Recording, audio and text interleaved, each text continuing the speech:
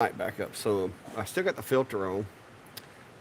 It's coming a pretty good little rain out there, and the shack is tin roof. Now you should have been in here before I insulated it and everything. You couldn't hear yourself Um, think when it rained like that. well, luckily, the only time I was there, it wasn't raining. Yeah, it was coming down a while ago. Well, good evening, All right. everyone.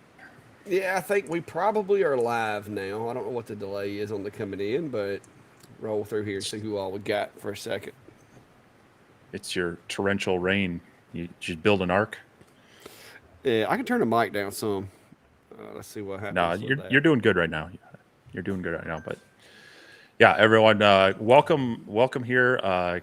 Clack is sheltered from a major thunderstorm. It sounds like so he's been tweaking his audio here. So hopefully it doesn't get too bad. It sounded like really bad static when I jumped on, but good to see everyone here. Glad you're all not watching the Super Bowl, and we'll see if we can have a good evening here. So, who all do we have? We got Chris, we got Nipa, AGT Restorer, Jeff Schultz. Good evening, everyone. Dale, Denny, Robert, Don, Jeremy, Midnight Sun Woodwork, Jack in the Shop, Super Who. Yeah, there's a lot of you know. It's funny. They say it's going to be a record viewing tonight. They're expecting, and a lot of people do it. But I also feel a lot of my friends are like, "Nah, I stopped watching the NFL." So Yeah, they've never really had me from the beginning, but they definitely would not have me at this point in time.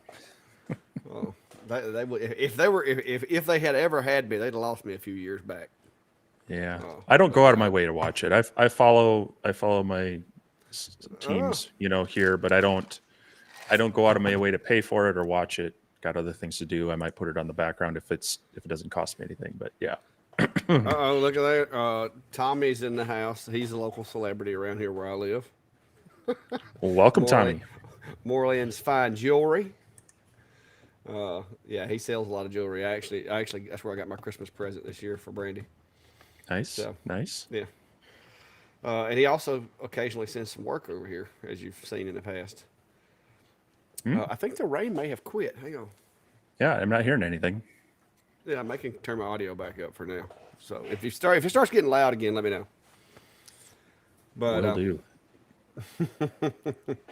hello, Michael Keefe, North Alabama.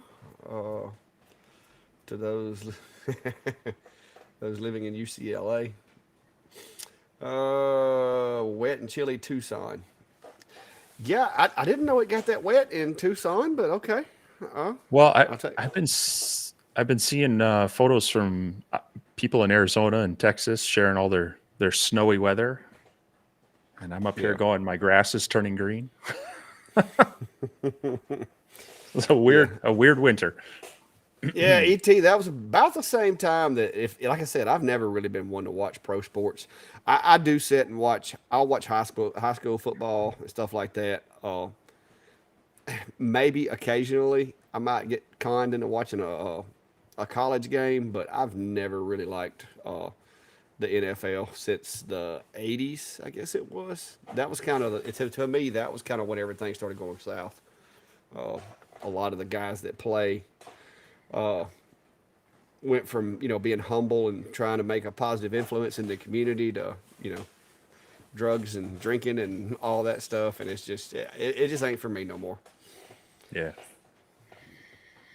Now, high yeah. school, these kids around here pour their heart into high school football. So I'll pay money and go watch a high school football game. Well, we have a local. It's not even. I don't know what class or if it is even minor league baseball, but we've got a regional team here in town, and it's so fun to watch. I mean, these are just college kids that they come to town for the summer and they get on the team, and they play. They play because they want to. They're barely getting paid anything. They got to stay in like foster homes for the summer and everything. So those are the fun games to watch. Yeah, I haven't been to a professional sports game in forever. Just it's a lot of money and a lot of time. So, but we're not here to talk about that. We're here to talk about the cattail in your screen. If she was fixing to jump on my back, I know what she was fixing to do. So I went ahead and grabbed her Yeah. before she had the chance. Yeah, Uh, it's this a good this idea. yeah, this cat, she's like nudging me now. She takes her nose and nudges you, want you to pet her. But it's hard to see. Come here. Well, But we've it, we've got a oop, we've got a an anniversary in the chat. Our friend anniversary. Brian, happy anniversary, 29 years, and she's apparently watching football, and he's watching us. Yeah, well, So, hey, if it's lasted that way for 29 years, keep it up. You know, sometimes that's yeah, the best. That's the best way to do it. You do your thing, I do mine. Uh, so, congratulations there, Brian. I don't have yeah. That like I don't have. Do I have clapping? No, I don't have clapping. All I got is booze and stuff. So, well, that's similar to kind of how we do birthdays. You know, we still have kids at home, so it's kind of like your birthday. You do what you want to do. You don't have to worry about anybody else. And I don't know. Our anniversary, we kind of this year on our anniversary, there's a solar eclipse, so the world might end. That's all I'm saying. okay, all right then. Yeah, Victor said he's watching both.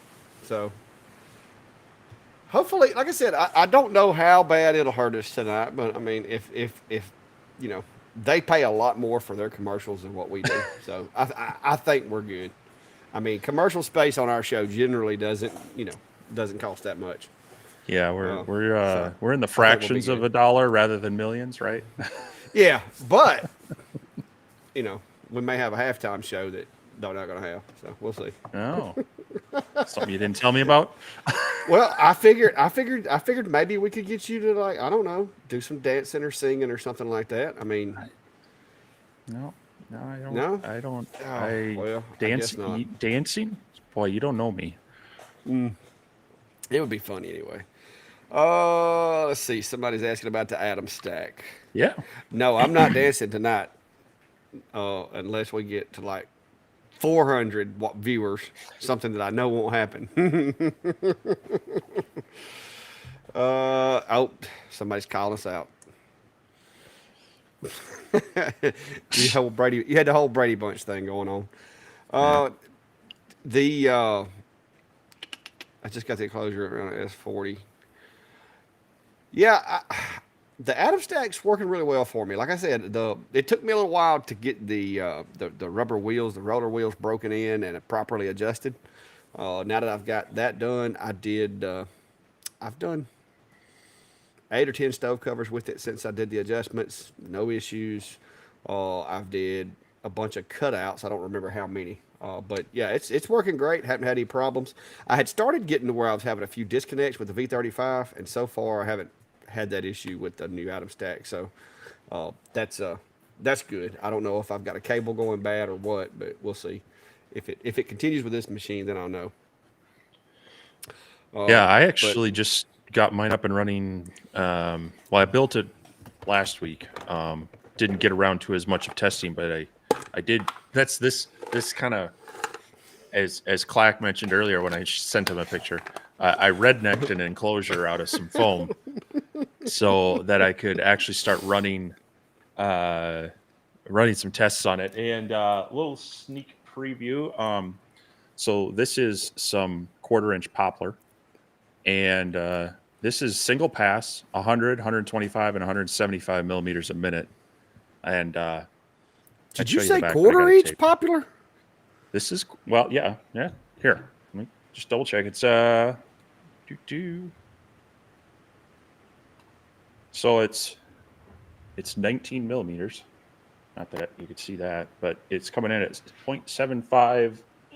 3/4. Right. Okay, I thought you All right, said yeah. this is some Oh, quarter I inch. may have said a quarter. 3/4 inch, yeah. 3/4 inch poplar. Uh, so it's as far as cutting ability for some thicker material, pretty nice. I was actually at Menards this weekend looking at some other things, and they have on clearance. They have some edge glued acacia board panels that look to be about maybe 1/2 inch, and they were like marked down to like $15, and I think they were 4 feet by about 10 or 12 inches, and I thought, hey, for pre-glued panels, that might be good. I may run back there tomorrow and see if they still have them, because then I was thinking about this thing cutting on that thicker material. I could do something kind of cool with those acacia boards. So we'll see. We'll see what see if I find it when I'm back there. But yeah, the cutting ability, I was pretty happy with that. Being able to be up there. You know, a lot of these machines, I end up having to do multiple passes. But well, you know.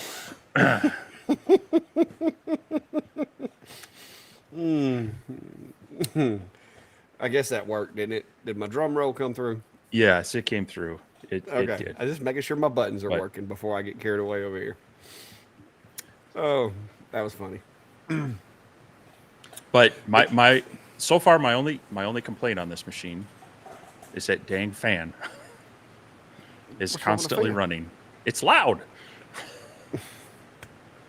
Don't you own a CNC? Like, Yes. is it quiet? No. But it doesn't need to run the whole time. Oh, hey, get rid of your amphitheater you built for it and get you an actual enclosure, and it won't be as loud. You've kind I of built an amphitheater for it. I need to build another bench so that I can put the enclosure for this on said bench. And so yes, it's in the works. But I see now. We're gonna have to get you a little thermal coupler so you can take yours apart and put it inside the unit to interrupt the fan. no, it's a nice machine, but yeah, if that fan could be regulated so when it's not, you know, if it had just a little PID temp sensor or something there that it only turned on high when it needed to, it'd be really nice. Yeah, I mean, maybe we could be trendsetters and start you know, we could go get us a couple of little thermal couplers or whatever and put in there to where it'll clip it on and off. See, my luck though, those things would go bad and then there you'd be no fan. Right. Yeah. So Yeah. You want it to fail on though. I kind of understand why they're putting it to making it stay on all the time. Is one, because they know people aren't going to clean the machines probably like they need to be, and two, you would notice if the fan wasn't running because it's always running. So that might prevent from overheating it if it quit. So, but yeah, it really doesn't bother me now. When I open the enclosure, it gets it's you can hear it, but the noise doesn't really bother me. So really, I mean, a lot of the time I just have, some noise canceling headphones on with, maybe some music podcast, or I'm watching YouTube videos, or at least listening to YouTube videos while I'm in the shop. And that tends to help. Yeah, I have a set of those, but the charge port broke on mine. So I got to buy a new one. Those ISO Yeah. tunes are nice. Oh yeah, they are very nice. They are very nice. Now, you can take the battery out and maybe you could Yeah. I think you could actually run triple A's in here. Yeah, I need to find that. But I don't know. Get you some rechargeable triple A's. I they're so well built. I'm not sure I could crack the thing open because I thought about just trying to get in there and resolder it, but you know. Hey, I spent most of the day wearing these because I've been cutting CNC stuff, and Mhm. I'm working on doing I want to redo the area right behind my monitors and stuff, and kind of dress it up a little bit so it doesn't look quite as typical. And so I've been cutting these guys out all day. Those are actually just little pieces of the leftovers from stove covers. I've got a pile of them out there in the kiln that I need to get rid of, and so I've started cutting them up, and I can actually cut 4 of those little pieces out of the scraps from my stove covers, and so I've got about 100 of those things left in the kiln. But I think that is going to be enough to do what I got to do. To do, I'm wanting to do the tabletop and then just go all the way to the wall, and then go up the wall too. But I want to do the tabletop different color than the wall. I'm going to work in some orange, some white, some black. Even thought about doing some like red stain, white stain, blue stain, just whatever. Just going to mix them up. So, Do I have it in here? Yeah, hold on a second.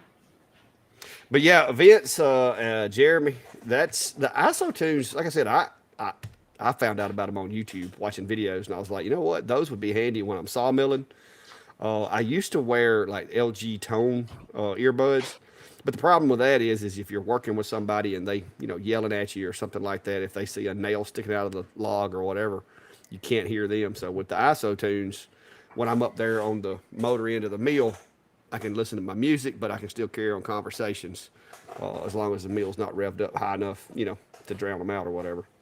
So I like them. I wear them cutting grass. I wear them when I'm bush hogging. I wear them at the mill. So So I don't know if you've ever used this stuff, but instead of a stain, it's if I can get it to read, it's a dye. And so like this one's actually bright red, and then I've got a green, and then a coffee. I sometimes find them to be a little bit better at if you're trying to preserve the grain of the wood or the figure of the wood. These will often add the color and sometimes get a little more brilliant than your typical stains. So yeah, the one I've got is hang on, I'll show you.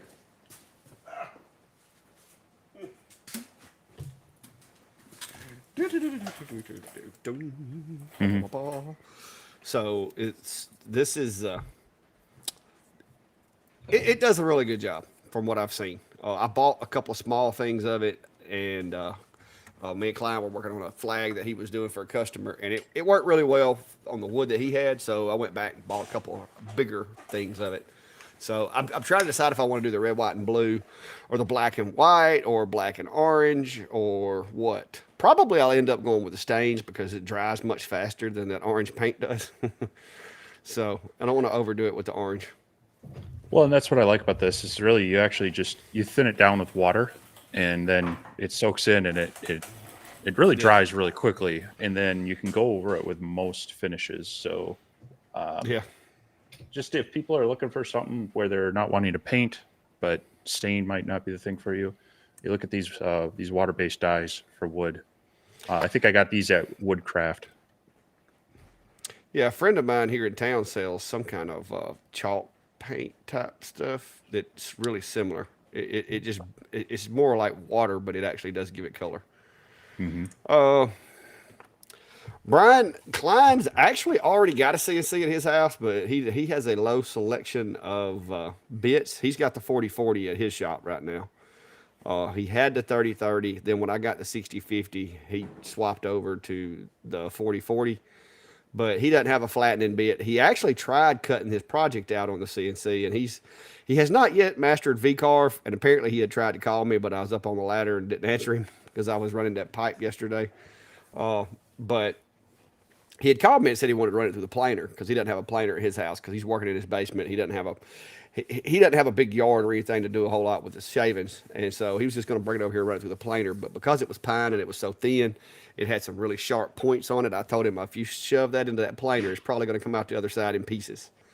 And so we wound up just setting it up and using flattening bit to flatten it out and get everything even for him. So it worked out. It worked out really well for him. He was happy because he didn't want to have to redo it. He wound up cutting it with a laser. He cut that with that 3/4 pine with the LM3 extended. So he said it took 11 passes. So, and he had already got it pretty much to the point where he was going to sand everything and stain it. And then he realized when he put them together that one of them was like 3 millimeters thicker than the other, and so. But we got it fixed. We got it working. I just flipped it upside down and went to the back of it and run the flattening bit across all of it at one time and got it just like it needed to be. And believe it or not, I hadn't even trimmed that machine, and it done a really good job considering. I was afraid it was was going to have to sand it like vigorously, but we didn't. So good deal. Hmm. Nice. But Klein before he goes to goes to bed every night. He says a prayer that my Shapeco gets delivered the next day because right now he is dying to test drive that one for a little while. But I've told him he's got to pass the test before he can take it home with him, so he's trying to learn V-carve. Pass a test. What's the Yeah, test? Maybe we can't say. No, I can't tell you what the test is, Okay. but he's gonna have All to right. he's gonna have to be able to design a file, send it to it, and all that to before Is It's it kind of like is it a driver's test, is but for it is CNCs. it open book or So, well, But here's a question from ME. He has X-Tool S1 with a 4-inch AC Infinity inline fan to exhaust fumes. Did either of us remove the OEM fan when using an inline fan? Thanks, Mark. You put your fan like way down the line, right? Kind of like as a booster. Yeah. Um, so and I I was going to say too. I was watching LMR Rich's live earlier, and I was thinking to myself, if he had him an inline fan at the end, he wouldn't yeah have had that back feeding issue that he had because he would have had suction on the backside. yeah But yeah, especially if you're going to be running multiple machines like that, I think it's a good idea. But anything yeah over I about anything over about 10 or 15 feet, it doesn't hurt to have a fan at the end of the run. well even I don't know if you caught it. Valley Forge was on there, and he was talking about his setup. He actually has his blower motor outside his shop, so it's sucking. Because for him it was the noise. He likes a quiet shop. But yeah, I agree. Put it as far as close to the exit as possible, so it's sucking the air through the pipe instead of pushing it. And I've printed an adapter to go from the stock box to the 4-inch pipe, but I haven't removed the actual OEM fan yet. I do plan to. It's just I wasn't sure how much I was going to run it in my basement shop versus out here. And out here, I might do something similar to Clack, is have it kind of boosted.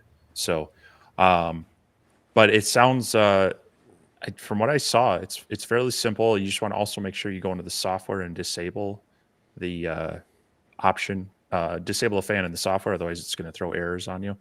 But definitely worth doing, because if you have it running, it can actually slow down and choke your 4-inch, your bigger fan. B, if you don't have it running, it's still an impediment to move that air out. So either way, you're losing efficiency most likely by keeping it in there and having that short run. But Yeah, like I we'll said, see. it really depends on your setup as far as your hose and stuff too. I mean, Mhm. it's sometimes smaller fans perform as well as the bigger ones. Sometimes you got to have a bigger one. So it's the way I can tell is if I'm engraving and it starts getting really smoky inside the enclosure, I need more airflow. Whether that's a bigger fan or whatever, you need more airflow. So I can't stand to look over at my machine that looked like a Cheech and Chong rerun. So That usually means I didn't turn the fan on. yeah. But Hello, IG Creates. I don't know if that's good night as in hello or good night as in you're going to bed, but either way, welcome. Yeah, Vince, I think Stumpy may have been the one that turned me on to the ISO tunes. It was an older set that he had, but when I went on Amazon, I just went ahead and upgraded. so I also have this set, the earbuds with the squishy form fitting foam in them. These are actually the Yeah. first one I got. Carly got these for me for a Christmas present, and I like them, but their Bluetooth connectivity hasn't been as good as others. Um, Actually, this is I think my second pair. My first pair was really bad. These have been okay, but I do like them. I like the Isotunes gear. They sound good. They do. I think there's something like a 25 or 29 decibel reduction rating, and yeah, Yeah. the other set that has the broken. I don't know if you can see that, but the charge port. It's gonna be fuzzy. It's pushed in. It's not Mm. there. So anyway, that was me being a little heavy handed with it, trying to charge it one day, and That's that so Sasquatch it's strength, is what that is. yeah, it's yeah, but no, they're good stuff. So Yeah, Michael, I'm gonna be honest with you. Speed Tools, the bits that I've been running are mostly Speed Tool bits because I can't until I get to where I'm confident I'm not going to be cutting any metal or clamps or anything else with the machine. I felt like it was best to go with kind of a mid grade instead of the high end bits. But so far, I've had one little accident when I was using screws to hold everything down. I cut the head off a screw with one of them. But so far, I haven't had any metal situations lately. So, yeah, um, I've run a few speed tools. I really do like the Jenny bits from Cadence Manufacturing. He's out of Arizona. He's recently purchased all the tooling to do it himself. So I mean, they're quality bits. He supports them. I mean, he's replaced them when sometimes it's even been user error. That's not, it's not a requirement. But it's nice supporting the smaller businesses that are going to do that for you on occasion. And he's been growing his line. I just recently got his new bowl bit, and so I need to get that out here and get that into the 150 and the Genmitsu and crank out some trays and such.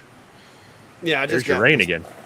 Yeah, I just got me a bowl bit the other day. I've got what looks like a bowl bit in one of my regular router kits, but I wasn't sure it was exactly the same thing, so I went ahead and ordered one. Yeah. Uh, but yeah, Brian, Klein does phone a friend a lot. Like he'll come over here, and be like, "Hey, I need to borrow this, I need to borrow that," which I don't mind. Like I said, we've been friends for 20ish years. We've worked together off and on for 20ish years, so and he is really enjoying it too. So that's always fun. The ISO tunes have a way to work with face shields. I haven't seen that unless you got the earbuds like what you have, Steve. Then you could. So if you were using, like a lot of guys that do turning wear the like full shields, and then for chainsaws and stuff like that they wear the full shields. The earbud ones that you have, I know you can with those. Uh, Yeah, those are very much out of the way, and I like them too.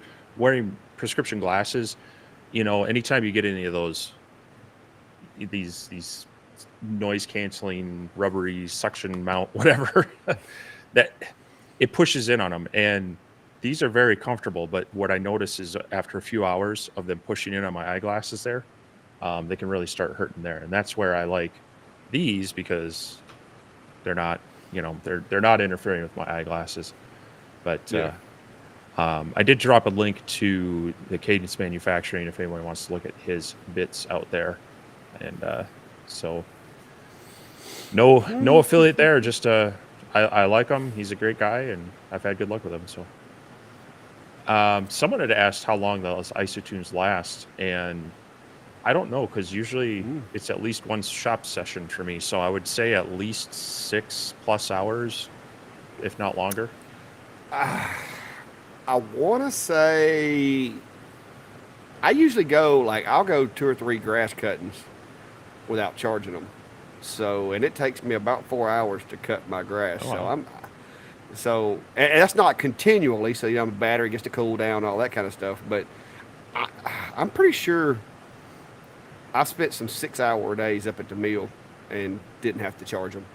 But now I will if I'm wearing them and say I go in the house to get something to eat, take a lunch break or whatever. Sometimes I will plug them up just to be sure that they get me through the day Yeah. because ain't nothing Yeah. worse than being 30 minutes from getting through with the grass and all of a sudden because they still work as hearing protection, but you don't Yeah. have the awareness and you can't hear music. So, Right. but Right. I have had to charge them up during lunch breaks or whatever just because. Uh, how many? Here's the So, question. oh, okay. How many computers do you guys have in your shop running your lasers? I have, I, it depends.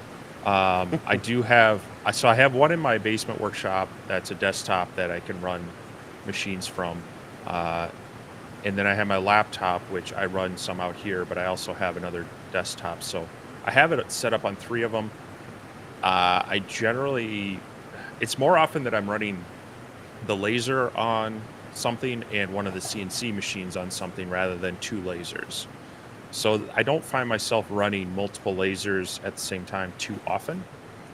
If that's the case, I either just open a new instance of Lightburn, or if I happen to have one of those other computers nearby, like if I take my laptop downstairs, I could run 2. And I've done that in the past when maybe I'm running a longer coin carve on the comm marker fiber, and then I'll be doing something else on one of the diodes and such. But that being said, I work in IT. I tend to have access to surplus computers from time to time when they come up for sale or recycling. So it's and Lightburn, if you're just running it as a controller, really doesn't need a lot of power. So you don't need a huge powerful computer for that. But when you get into some of the graphics manipulation and doing a lot of editing and such, that's where it's nice to have. But Well, the most instances of Lightburn I've ever ran that I can remember on one computer, which is this computer right here that I'm using now. I had 4 instances of Lightburn running, doing jobs, and I was testing a machine on the table all at the same time. So 5 Lightburn is probably the max. Now I have done like 3 Lightburn and Creative Space, or 3 Lightburn Creative Space while designing in VCarve. But I've only got the one machine. This computer runs all my lasers for me. I've got USB hubs right there beside the Rolly. I've got a powered hub there. I've got another powered hub over here and another powered hub over there. And everything comes back to this machine. The only thing that has its own computer is the CNC. That it's on its own machine over there, and it's a little Dell little mini PC basically. I got a refurb off of Amazon for like $128 with a Windows 10 license, and it's doing a really good job.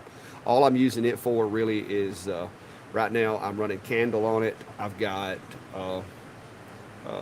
Shapeco's Cinder as well as Shapeco's design software on it. But I do most of my designing on VCarve on this machine just because this is where I sit. I've got a comfortable chair here. Over there I've got a Bluetooth keyboard. So this is where I spend most of my time designing.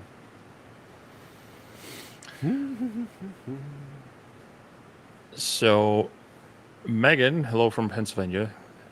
She has glass subway tile, would like to engrave it. It's clear, would painting it black work. She has a We Create vision. Any help would be great. Thank you. Different glass is going to react differently. So it's going to take a little testing to see how it's going to do. But yes, if it's clear, you want to put a binder on there, such as paint. You can also use some of the other sprays that, like, we've got Surmark, and there you go. There you go. Get Surmark and OhmTech spray and Brilliance marking spray. Those can also work. And then if you get your settings just right, you can actually get the black fused from like Surmark to the glass as well. But definitely going to need that. So what do these tests run on for you? Don't make me lie. I want to say I did this one. I want to say I did this one on the P20. I've got another one of these tiles over there. So it's a 20 watt, similar to the We Create.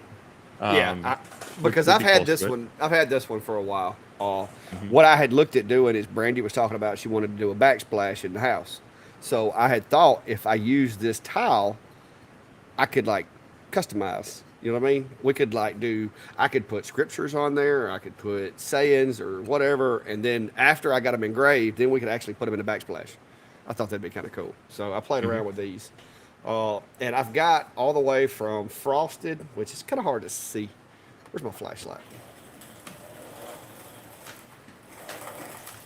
I've got all the way from frosted over to black. You can see that's just more or less frosted there. That's kind of black, and then down here it's black. But this stuff actually came, I guess it's primered or whatever. And I didn't do anything to it. All I did was wiped it down with some Windex just to make sure it didn't have any oil or anything on there. Pulled the sticker off that was right here and put it in the machine. So, but yeah, it's got a bit of a frosting. This end is a lot darker, but this end right here almost looks like those shower doors. As far as the way when you look through it, it's kind of like a shower door or something. You can see through it, but you're not going to see any fine detail or anything. Just diffused really well. Why is my picture freezing? It's all that rain you're getting. It's leaking into your wire. I hope not.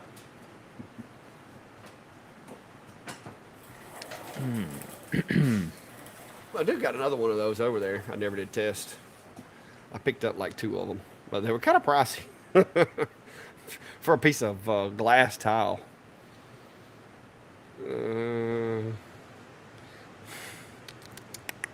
But a little bit of chatter about Millmage out there.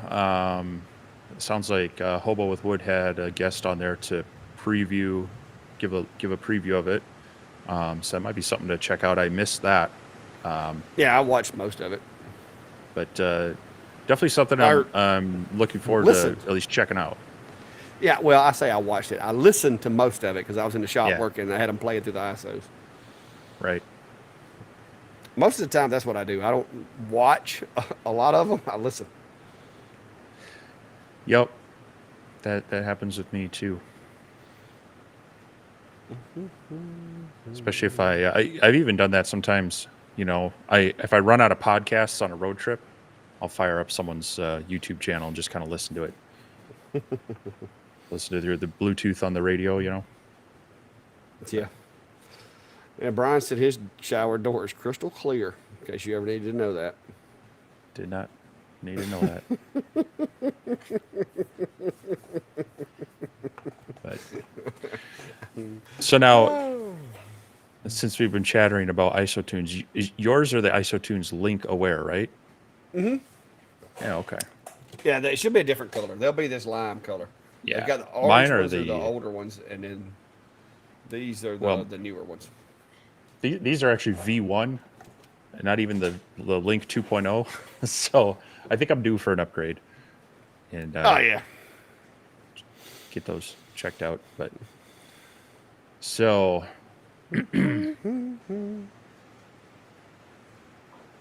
what else? You said you've been doing a bunch on your CNC. Well, mostly What else just has been using going on? mostly just using up some scrap. Let me see if I can get this picture to pull up here, and I'll show.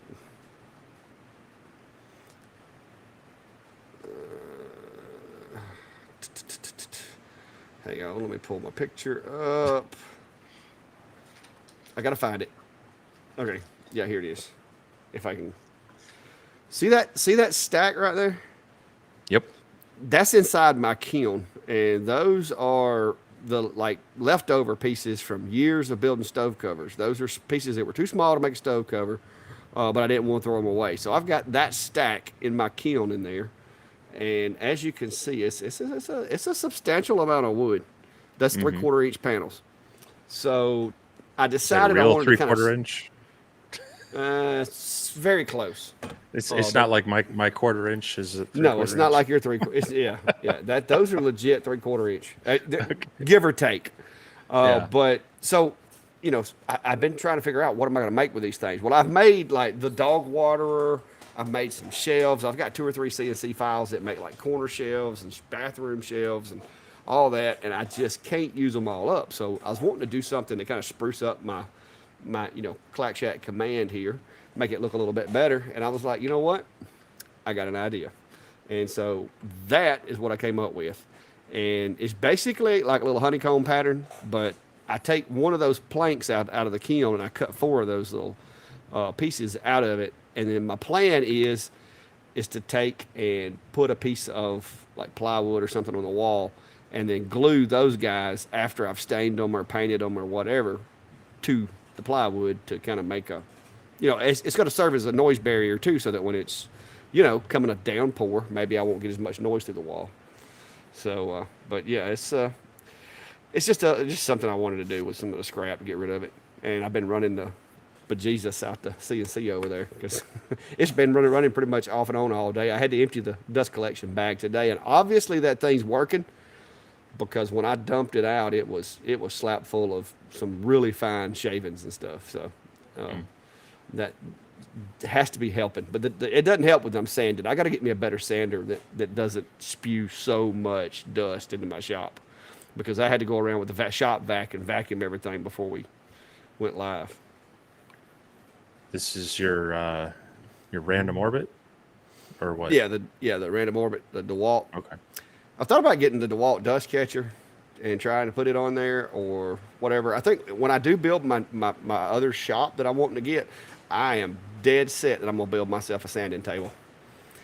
I'm just downdraft yeah, sanding I table? have I have almost convinced myself that I need a sanding table.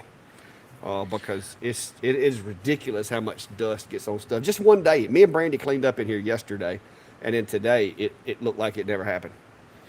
Well, and yeah, so this was, I don't know, sometime during the pandemic. I did invest in a pretty nice sander, along with a quality. They actually call it a dust extractor, not a shop vac, but Yeah, because breathing in that stuff is just horrible for you, right? So, and the other thing though, let me grab some of this quick. Yeah, what I'm planning on doing, guys, is I'm going to build me probably a 4 foot by 4 foot, and of course that's one reason why I'm getting a 4 foot by 4 foot CNC. That way I can go ahead and make all the necessary ports and all that on it myself, and probably just use something similar to what I've got here, but have it to where it can, instead of trying to collect the dust, maybe I can like scrub it really good through a couple of filters and and extract it outside the building or something. I don't know, but there's got to be a better solution to this dust situation. So this is what I picked up. It's the Mercaderos sander. It's a 5-inch random orbit, and then they have this mesh sandpaper. I mean, you can kind of see through it. Oh no, there, that's right? cool. Yeah. And then that with the right dust collection on here, with active dust collection through the shop vac or the dust collector, that has made a world of difference on it. And so it's not perfect. You still get a little bit, but I don't have near as much just fine dust floating around in here. So, but yeah, it's this is not cheap though. um, but it was well worth it. Partially also as I've tried a lot of the palm sanders and comfort after a while. If you're sanding like a whole tabletop or whatnot, that just gets tiring and such. So yeah, this is one of those comfort and health investments I made. Yeah. But yeah, it's like I said, I've run my, I've got the wind dust filtration system or whatever over here, and I go through filters like you wouldn't believe, and I leave that thing running pretty much all day and all night. Yeah, mine runs constantly unless we're live. I cut it off just to keep the noise down. But yeah, I've seen so many things when I do finally retire, get around to building my own shop. I have found so many things that I'm going to do. Like I want to build it into the shop as far as like airlines, you know, chip collection, exhaust for lasers, all that. It's either going to break me or it's going to be really cool. I don't know which. I may just be broke with a half-built shop, but I Well, want to fix it up right. you got to pace yourself. But yeah, there's a lot of those creature comforts that you can add into the shop. And I mean, a sander is something you use on almost every project, right? So it's worth getting. I mean, it's for some people the DeWalt's hooked up to a dust collector as well. They work well. I have one. It's just not as comfortable. Yeah. And so I shopped around and spent a little money on this one, and yeah, I use it all the time, and you cry once and then you enjoy it the rest of your life. So Yeah. Yeah, it's like I said, the DeWalt does a decent job, but I catch myself having to go clean that little container out like every 2 or 3, yeah. Maybe like every 2 hours, if that, because I'm not sanding for 2 hours. I'm doing the different things, but it's like every 2 hours I'm outside beating the dust out of it, hitting it with an air hose, blowing all the dust out, and then put it back on. And I was like, there's got to be a little better way. So I'm gonna work on that in the future. That's gonna be some of my next things that I'm gonna try to upgrade once I recover from this CNC purchase. Well, then the next upgrade for this or others is my friend Chris over at A Glimpse Inside. He actually makes a mount to hold this upside down, and then you can take small parts by hand and sand on them very easily with that. So, a little plug for him. But he made a pretty nice little jig for that, and some of those things, like I say, they just take your equipment and make the jobs a little bit easier. They're well worth the time to get them set up. Oh yeah. Well, since I've put this CNC on the wind set up over there, it's helped, but it just ain't stomped it out all the way, all together yet. But it is definitely a big help because I can run the CNC for a couple of days and it's not that bad. But then when I start sanding, it's just it's everywhere. Yeah. So Yep. Brian's asking if you're going to buy a drum sander next.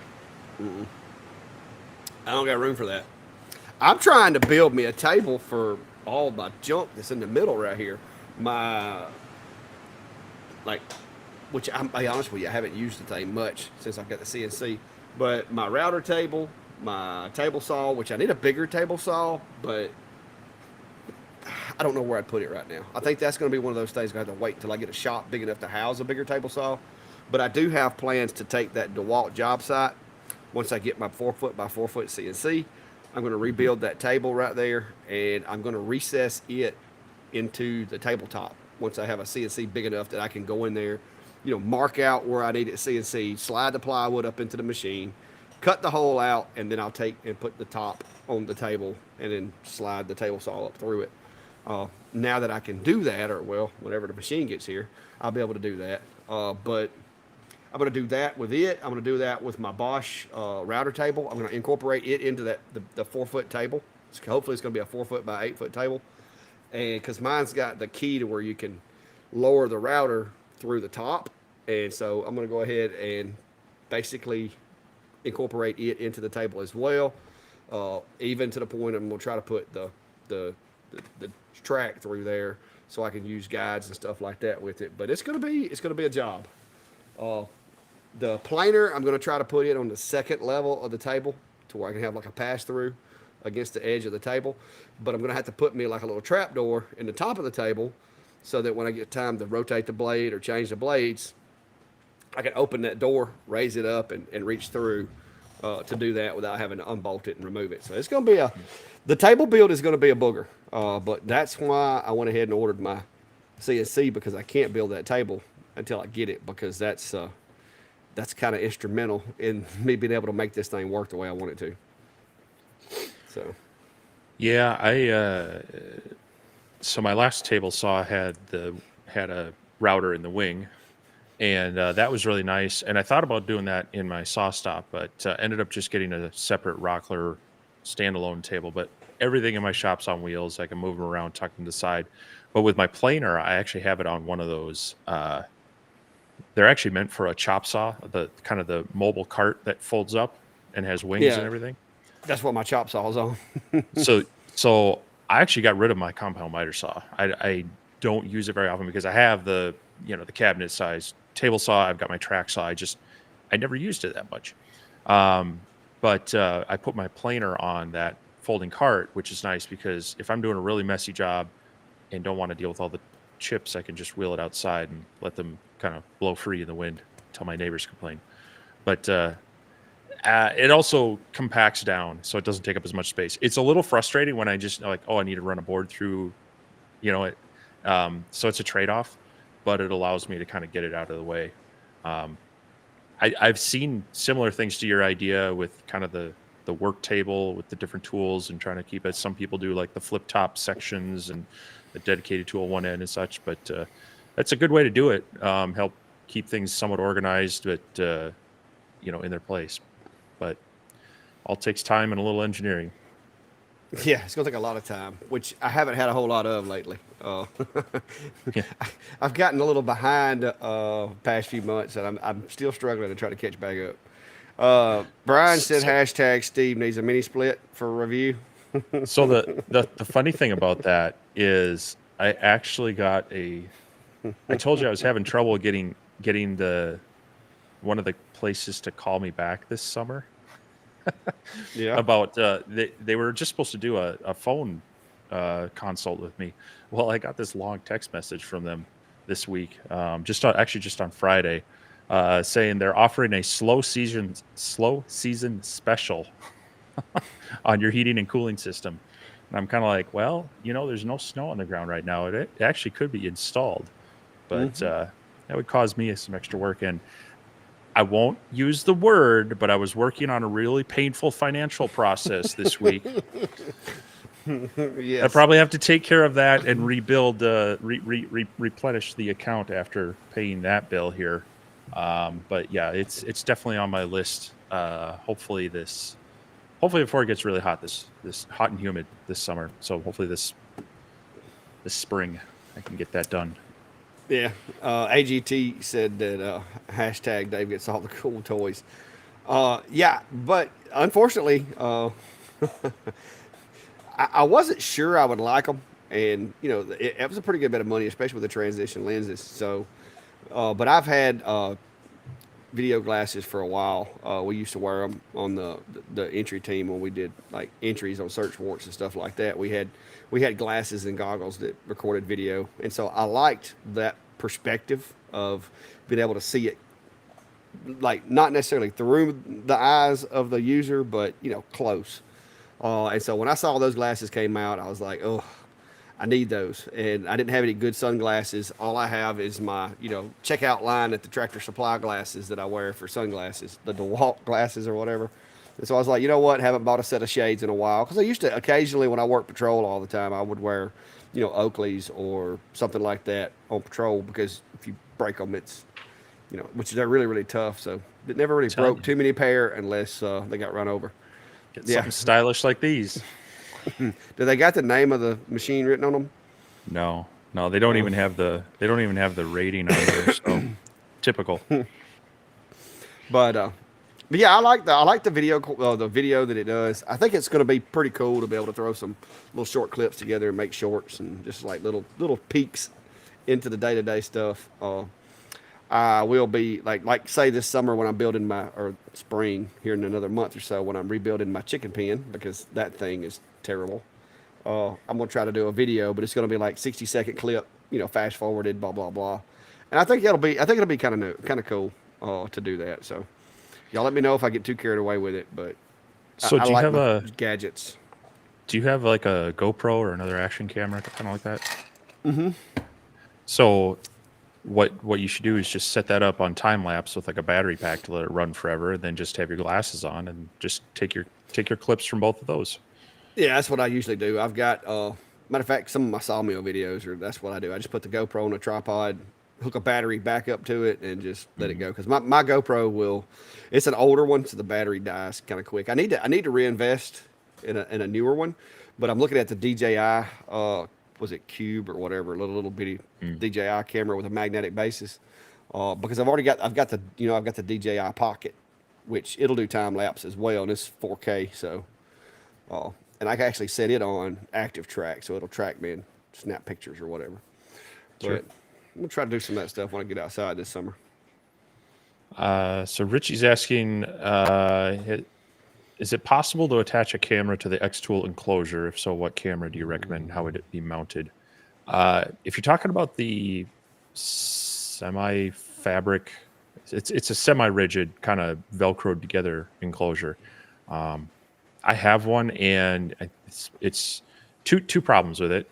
Is that it's not really very static. It's not tied to the machine very well, so your camera is not necessarily going to be in the same position. So you'd have to have something that mounted on the frame and then held it in there. Secondly, it's really not that tall, so it'd be really tough to get one in there. And then also you'd have to add some lighting in there. So unfortunately, I don't have any really good recommendations for that with that enclosure. Yeah, I've never seen the enclosure, but from what you've told me and from what I've seen in the videos, it would be a challenge. And if you did get one in there to work, you would definitely have some, like you said, some accuracy issues with the consistency. Uh, Yeah, that just doesn't sound like it'd be a really good option as far as putting it on that. yeah. I mean, the other thing would be is I don't think the lid opens up enough, but you could mount it on externally and just open the lid, do your camera stuff. But then again, you'd have to make sure that that was mounted to like a tabletop that's referenced to your laser, so it doesn't get out of alignment. Because that's the biggest thing you'll fight on those cameras is anytime it gets bumped, it's going to need to be realigned. So Yeah.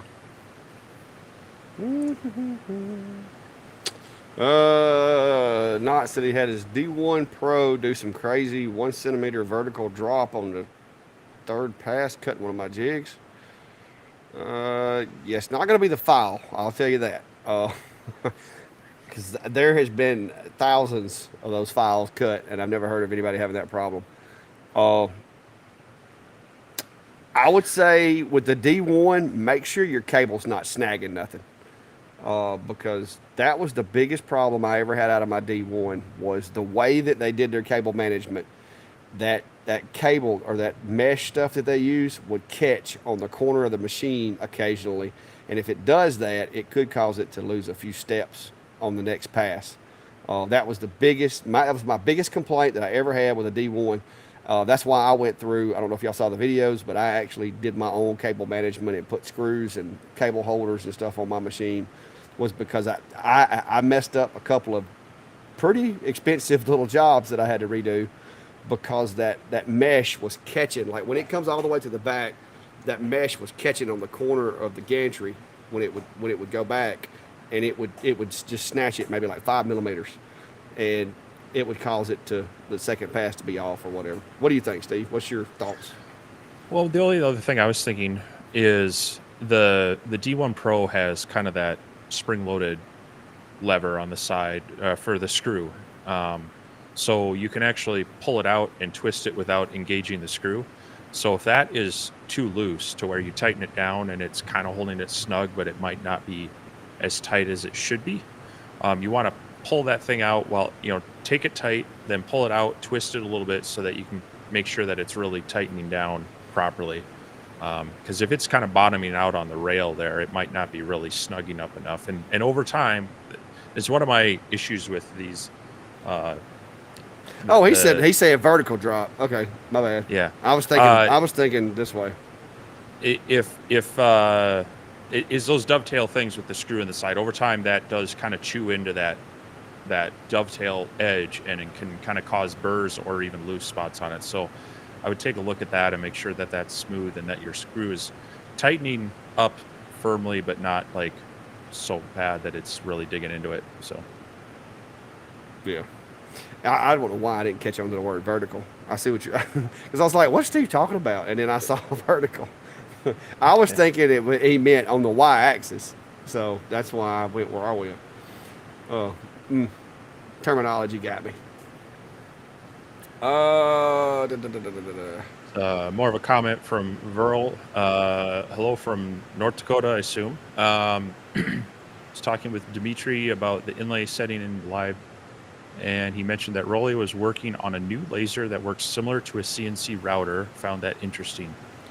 Yeah, well, the diode lasers running the GRBL stuff is actually, GRBL was originally for CNC routers and such, so they then adapted it for laser control as well.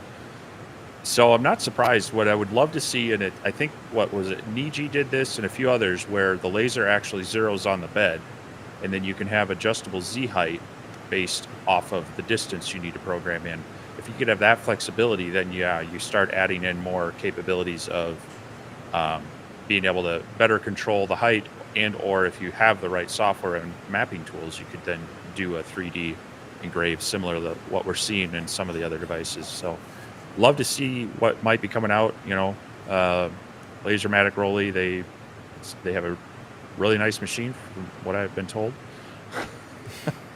Everybody I talk to loves them. So I think they would. I'm glad to see them working on it, because I think they'll do a really good job with it. All right. Michael's asking, how many lasers are you guys running in your shops? And do you mean how many do you have set up and ready to go, or how many do you run on a daily basis? Because that's a whole nother number. Right now, I could fire up, without having to swap an exhaust port, I could fire up 4 machines and not have to swap around any exhaust. 5 if you count the fiber, because I typically don't exhaust it. I just use that little filter thing. So technically I could run 5 without having to run an exhaust line anywhere. I am set up to run, I can run 6, because I've got another 20-foot section of hose that I can run to the cat door since I added this one. But this hose here, as you can see, I've got some slack back there, so I can actually unhook that from the Lasermatic and use it on the testing table over there or anywhere else. I've got the S1 sitting on the back side of the ladder there that's on a cart that's all set up and ready to go. All it needs is exhaust added to it.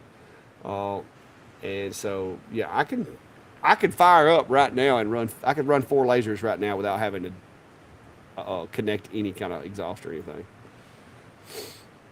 So, typically I'm running generally 1, maybe 2 at a time. It's more often that I'm running a CNC machine as well as the laser, and then possibly, you know, I got to be careful because I only have so many circuits out here. And if I run too many machines at once, so like I don't necessarily want to run my CNC laser and turn on my table saw with a big dust collector. That would probably cause some problems.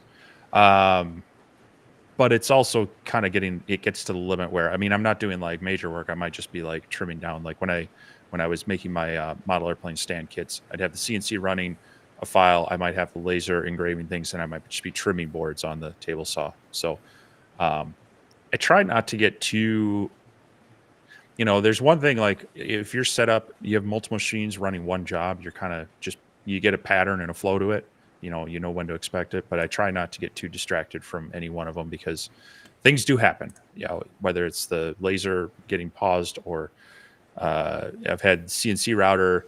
I actually had an interesting issue where the dust collection was causing enough static that it would cause the controller to stop moving, and even my Mach 3 would pause, and it would just be like, I don't know what I'm doing, and I'd have to pause everything, start down, and then restart the job at that point. So things like that could be bad. If your router stops and the bit's just spinning in the wood, eventually it's probably going to cause a friction fire. So I try not to get too distracted, although you get used to the sounds that are normal, and then all of a sudden you're like, that doesn't sound right.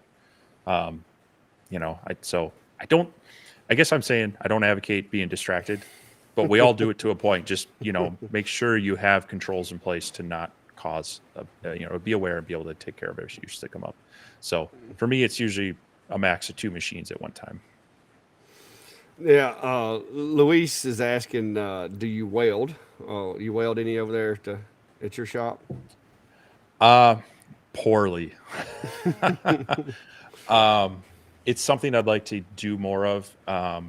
But it's the random thing. I don't do it often enough to consider myself a proficient artistic. I'm not going to be welding up something that's got some certain structural specs. It's going to be, yep, that's on there, and it's globbed on like a banshee with a glue gun, and Yeah. it works, but Well, it's not necessarily pretty. I grew up in a garage. Like my playpen was actually a crate for a 350 rebuilt 350 engine when I was a baby. So I've grew up around welding, soldering, brazing my entire life. So I've actually got one of my dad's old toolboxes that he built. He used to work for a company, Bush Hog, that actually makes Bush Hog brand Bush Hogs. And I've got a toolbox that he made when he worked at Continental Eagle, which was Bush Hog before it became Bush Hog. And that's where all my welding stuff is. And it's over there on the other side of that ladder. It's a big roll around metal cart. I do have a little 120 wire welder that I use because most everything that I do around here, if I break something on the tractor, or if something on the lawnmower, or if I just want to weld a bracket together, make a tool, whatever. But I've got my cutting torch and oxygen acetylene tanks and everything's over there by the door. Because typically, if I'm going to be doing that, I do that outside, and I've got like 20-foot hoses on my gauges and everything. So I take that and run it outside to do it. But most of the time, to be honest with you, in the past couple of years, I bought a different tractor. I've got a newer tractor, so I haven't had to weld anything lately. But the last 3 or 4 times I've rolled my welder out, it was for friends, because they either broke the tail wheel off their bush hog on a Sunday and couldn't get nobody to fix it, was trying to finish their green fields or something like that, and they'd call me and be like, "Hey, if I bring it over there, can you stick this back on for me?" And then, like, I think about 2 weeks ago, a buddy of mine was getting ready to take his camper somewhere and had a weld break on part of his hitch mechanism on his flatbed. And so we had to re-weld it, grind it out. We re-weld it, reinforce it, and all that good stuff. So most of the welding that I do is, it's going to be like probably 1/4 inch plate generally, or thinner. Mm-hmm. I don't do anything really, really heavy if I can help it, because the little 120 wire welder that I got, you have to really stack it in there, even on 1/4 inch plate. Mm-hmm.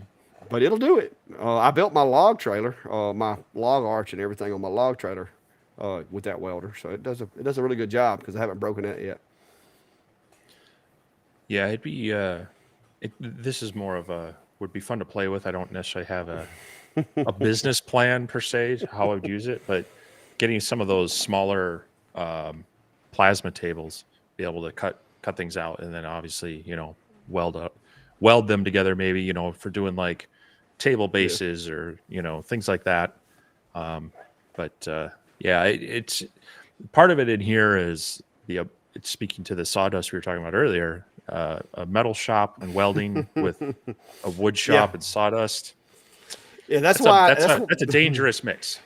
That's why I do most of it out on the porch now. Yeah. Early on, before I got into all the woodworking, I welded. I built my heater I used to have in here. I built it sitting right here in the middle of the slab.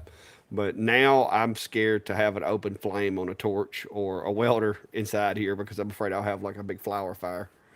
Uh, but uh, but yeah, like I said, growing up where I grow up, you learn how to weld, you learn how to be your own mechanic, you learn how to do your own plumbing, your own electrical, you learn how to do basic framing and building stuff, first aid. I mean, you name it, you learn it because you're you're pretty much self sufficient. When I was growing up, if let's say our washing machine messed up, we didn't have the money to call somebody in to come fix a washing machine. You either fixed it or you got your wash drum out and you went to washing your clothes in a drum Hmm. in a bucket or whatever. Uh, my dad did not believe in calling anybody. When I was like 8 or 10 years old, putting shingles on houses, and I mean we did everything. At one point in my life, I've done I think most anything you could think of. Uh, Plumbing, I can remember as a kid, when the septic tank messed up, I was the one that had to go in there with the bucket to clean it out. I mean, it's living in the country and living, I guess you could say lower middle class. As a kid, you learn how to do a lot of things. We Hmm. had a well one time. The well got silt built up in the bottom of the well. Water was dirty. I can remember being lowered down into the bottom of the well and having to fill a bucket up with dirt, and then my dad would pull it back to the top. So, I mean, it's a wonder I made it to 48 years old. Uh, but yeah, I've learned a little bit of everything along the way. Yeah. No, I hear you on that, and uh, I definitely try to fix things myself whenever possible, and it's getting more and more frustrating trying to be able to source parts and such. I actually had we have a gas dryer, and there was just a solenoid on the valve that had gone bad, and I was trying to either get the whole valve assembly or even just that solenoid and such. And I was talking to some of the local places saying, "Hey, can I buy this part from you or whatnot?" And they're like, "Oh, well, you can't replace just that." I'm like, "Yeah, you can. It's very easy to do that." And so they wouldn't, and I ended up going online and buying not just the whole valve but just the solenoid, put it on there. It was good. The dryer worked after that. I mean, I've torn things apart like that a number of times. But Yeah. it's also good to know your limits too. Like in this shop, I built everything with some help, but I didn't do the concrete. I hired that out. It's just it was too much, and it was easier to have that done by a crew. But Yeah, I know it's hard to yeah. believe, but I built this by myself. No, this was, oh my gosh, my video is froze again. I got to figure out. I'm going to have to end up replacing this computer. I just cleaned it out the other day, so I know the dust didn't get in it. But Yeah. but yeah, it's like I said, it's a little different. I was actually grown before I can remember. I mean, I think I was grown before I realized that not all eggs are orange. The yolks on eggs, not all of them are orange. That some of them are Mm. yellow. Because we pretty much always ate eggs off somebody's yard. So when first time I saw an egg and it had yellow in it, yolk. I'm like, what's wrong with that egg? Was that a sick chicken or what? But So but what yeah, most people got used to, you thought was weird. yeah. But Da, da, da, da. so Norbert's been asking this. Do we have an opinion of RL lasers, their CO2 machines, looking at their J750 machine, decent cost, great work area, nice price, and light burn compatible? I'll be honest, uh, I haven't seen or heard much of them. But I mean, in looking at their site and their machine, it looks to be better than just your typical rebadged Chinese built machine. It looks like they have personalization and customization to their device that isn't just like every single other one. They have a lot of the nice things in there, looking like a nice ammeter. They've got a camera built in the lid and such. So I don't know what the price is on it right now. And like I say, I have no working experience, but just kind of glancing at their page, um, it looks decent. It looks like a lot of the things. They've got the solenoid for the air, is a moisture trap on the back. I mean, a lot of the things that I would be doing to upgrade one of these kind of generic um, Chinese lasers Well, like mine. well, I can tell you this. Up until a week or so ago, I had never seen one of the Monport, the bigger Monports, the 60 watt with the. Now he didn't have the built-in chiller. That was the only thing that I probably would have went for if I'd have been him. But I went and helped a buddy of mine get one going, and I was pretty impressed with the Monport as far as the lift bed, the automatic focusing, and the air assist and everything. It was pretty awesome. And when he told me he paid $2,500 for it, I was like, "Do what?" Because it was a 28 by 20 work area with automatic Z and all this now, and it was light burn compatible. And so I was like, "Hmm." But his is the big chest type, so you'd have to pull it in through a garage door or a 4 foot wide door because it's not coming through a residential door. Well, depending on how those are, because mine was the same way. It came in a big crate. It was a semi pulled up in front of my house and dropped it off a lift gate, and but the top actually disconnects from the rolling base on mine. So if Hmm. I did want to bring it downstairs for some reason, and I considered that early on, um, but I could, because then I can tip it on end, and then I could get it through your typical. Um, I think you need a 36-inch door, because I think it might be 32 or 33 inches in that way. But I don't know about the mom port. It might be that way, but yeah, that is an issue to consider. Is some of those that you're not going to get it through your typical door. Yeah. If it's a 90 watt for 4,300, that's not a bad price. Like I said, but I've never seen one. I'm limited when it comes to the CO2s. I'm pretty well versed on It, diodes these days. the other thing with some of these, and I'm not sure that if they have a uh, someone that imports them into your country. But here in the U.S., you can deal with directly with these Chinese companies and import one. But then you got to work. You're going to have to. The actual import process has to happen, and you got to work with a broker, and you got to get it through customs and all that. And then so the shipping can start adding on quite a bit when you pay all those, you know, duties and taxes and someone to go pick it up at the port and actually deliver it to you. So keep that in mind and ask them how they handle that, or if that's something you got to worry about as well. Yeah. Yeah, maybe one day if I get enough room, I can get me a sit down CO2. But for now, I'm gonna have to stick with the desktop versions so I can have enough room. Uh, Jeff said he built his own 24 by 32 shot with a loft.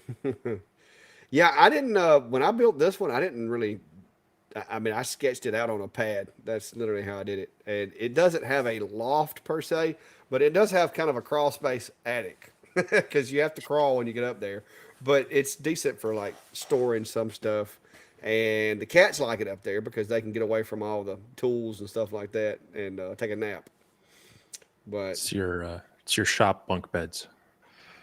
well, the cats actually do have bunk beds up there that I built. Yeah, yeah. They got a bunk bed that's made with old pillows as the cushions. That's where they sleep. Very nice. Yeah. Got to take care of the cats. Yep. All right. Well, it's been a kind of a slow night tonight. I guess the Super Bowl's hurt us a little more than normal, or either we've just become obnoxious to people. I'm not sure which. The sports scene event is having an effect.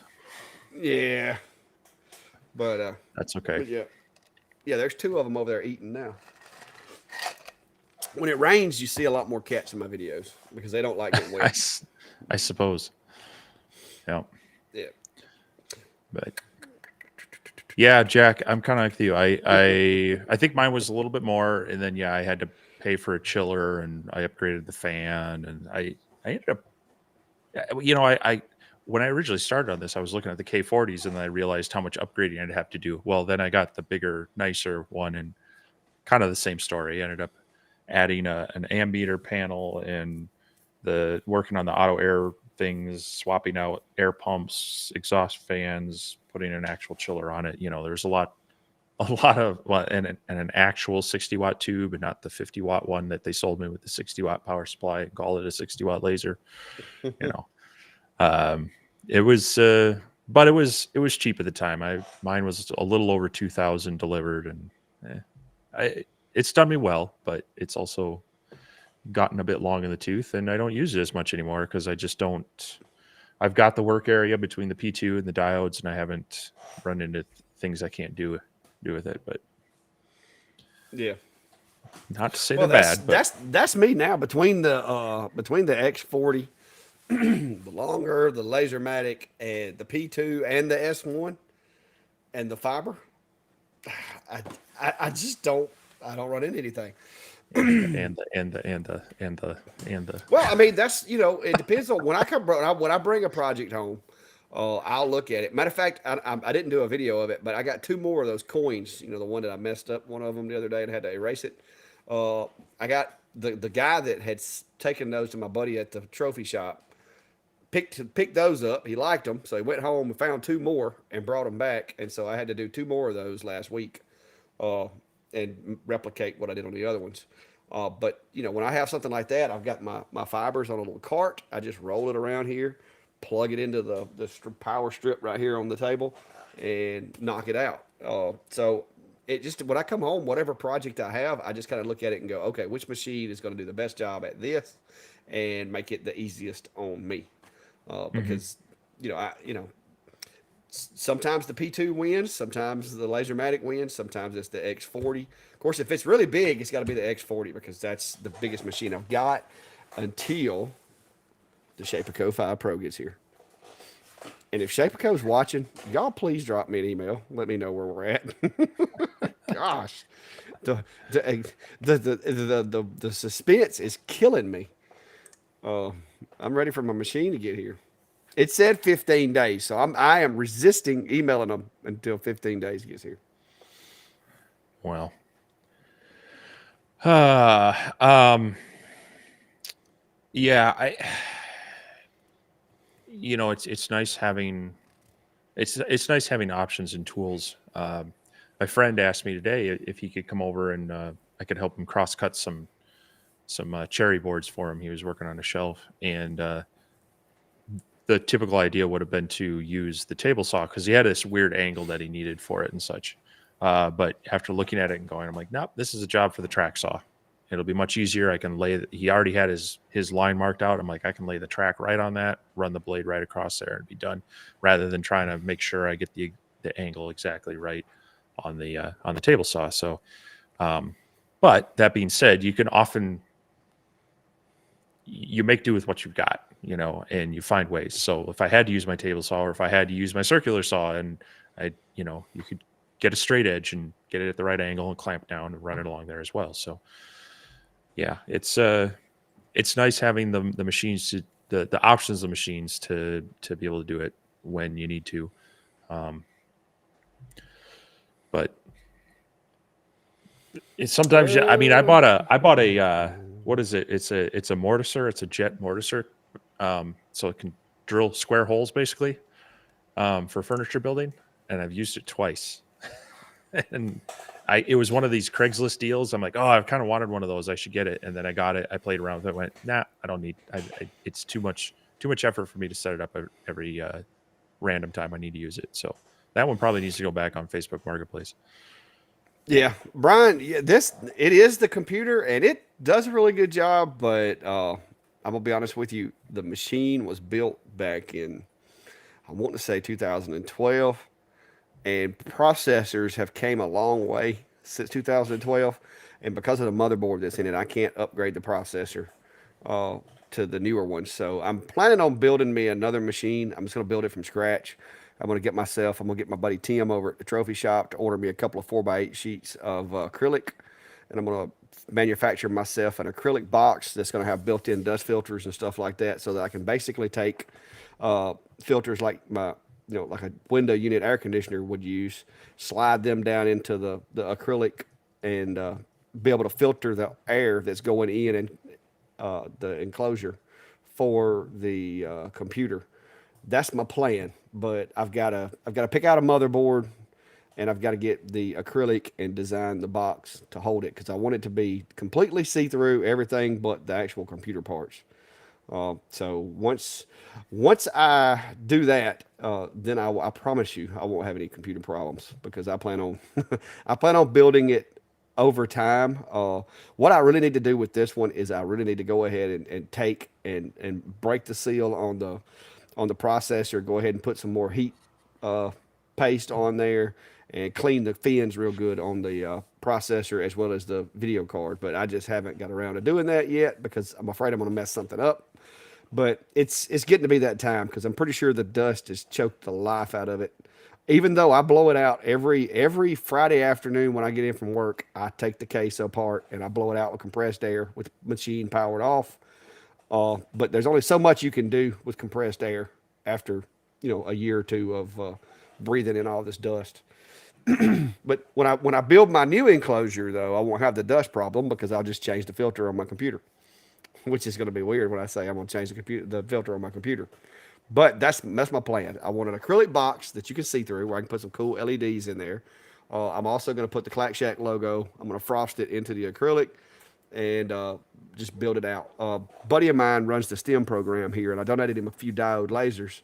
And I've even thought about letting the trade school, the STEM program, build the computer for me, just because they've already worked out all the bugs, but they build gaming PCs that way, and he's already got the files and everything, and it looks neat. The only thing that they didn't have that I need is the filtration. So I gotta work on doing that, but I've been trying to get my CNC because I can't do any of these great projects that I have. I can't do them until I get my big CNC. So just waiting on Shapeoko.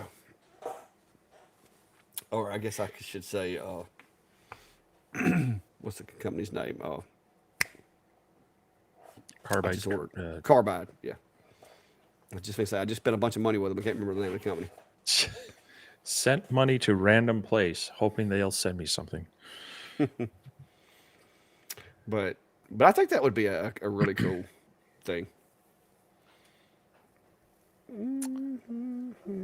Yeah, well, hopefully you get that soon, get it up and running, and have a lot of fun with it. So, sounds like you got a lot of projects lined up for it. Yeah, Mike understands. Yeah, the Fred that I have is, like I said, it's from I think 2012 or 2013. I kept it long enough to EOL it with the Secret Service. So when I got off the task force, I was like, "Hey, do y'all want my equipment?" They're like, "No, we don't need that. That's an antique." Yeah, Mike, if you've got an extra Tolino laying around, you can let me have one of those because those things are beast. And the Tolino is actually where I got the idea for my enclosure because the Secret Service, the ones that they give out now, it's a big Tolino Fred, and it's got an acrylic panel on the side of it with lights and everything in it. And it's got the NCFI, the National Computer Forensics Institute logo, this logo here. It's got that logo burned into the side of it with a laser. And so when the first one of those I saw, I was like, my next machine will look like that. But yeah, it's a beast. The new Tolinos are. This one, like I said, this one was a beast in its day. It's to the point now to where I would rather have me a newer built gaming PC, and put me a NAS inside the house so that I don't have the RAID out here exposed to all this dust and stuff.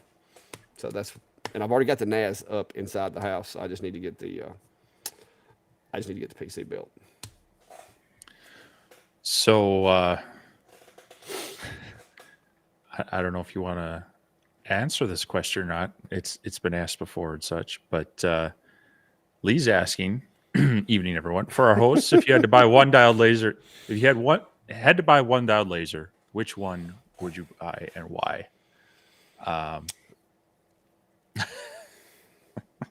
Seeing that, you just talked about having a variety of machines to use the right tool for the right job, which one, if you had to have just one, what would do the bulk of your work for you? It would be the laser that would be the most suitable for whatever profitable project that you do on a regular basis. That's the way I pick my machines. It's kind of like anything else. Uh, like Steve said, if you're not using it daily, do you really need a 4x4 cast iron table saw? So you have to buy the tool for what you're going to be able to use it to make money with. If I had to get rid of every machine in here but one, I would keep the X40. And that's solely because I can do my stove covers and every smaller project in the X40. If I got rid of the X40, that would knock me out of doing my stove covers, which is going to knock me out of about $600, $700 a month, which is going to hurt. So I would have to keep the Atom Stack, the X40, because that's where my money comes from. So that's what you got to look at. It's if your projects are earrings or small little things that are less than 12 inches, you have a lot more variety of which machines you can use for that and which machines you can pick. But with me, I have to have the ability to take a 22 and a half by 30 and a half piece of wood and stick it into a machine in order to keep making money with it. So you've got to look at the products that you plan on of making, and then look at a machine that is within that machine's capabilities. And I mean, if you can get away with a $300 laser doing whatever it is you're doing, then hey, that's overhead, and income. Though you have to balance those. I mean, you can't go buy a $30,000 machine if you're only going to make $1,000 worth of stuff a year. So you have to balance that type of stuff. Yeah, I mine's going to be similar, just due to the fact that I mean, what I originally got into lasers for was my model airplane hobby, and I tend to work with at minimum 24-inch sheets of balsa, if not 36. So right now, I don't necessarily have a diode laser that can take advantage of the 36-inch sheets, but I can cut them down to about 32 if I need to and get that length for some of the larger stuff. But having that size is going to be one of the killer things for me. And I also like the orientation of this. Same thing with the Niji. I like having that kind of wide orientation. You can get the extensions for some other lasers, but then they're deep, which isn't a problem. You just got to make that mental rotation in your head. So yeah, it's going to need to be something that's got that width to it. It doesn't need to. I don't want one of those, like, what was it, the 850 by 850. yeah, I don't. That would be kind of annoying because I'm not going to use both directions that wide.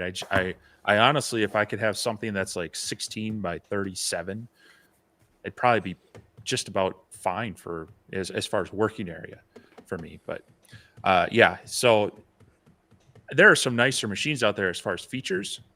And like you mentioned, if you're working with smaller stuff, there's definitely some things you consider. But for me, that size is going to trump it. Yeah, because my problem is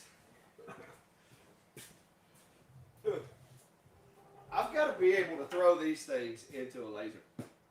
So Yeah, you can't throw this into just any old laser. I can't put it into S1. Can't put it into P2.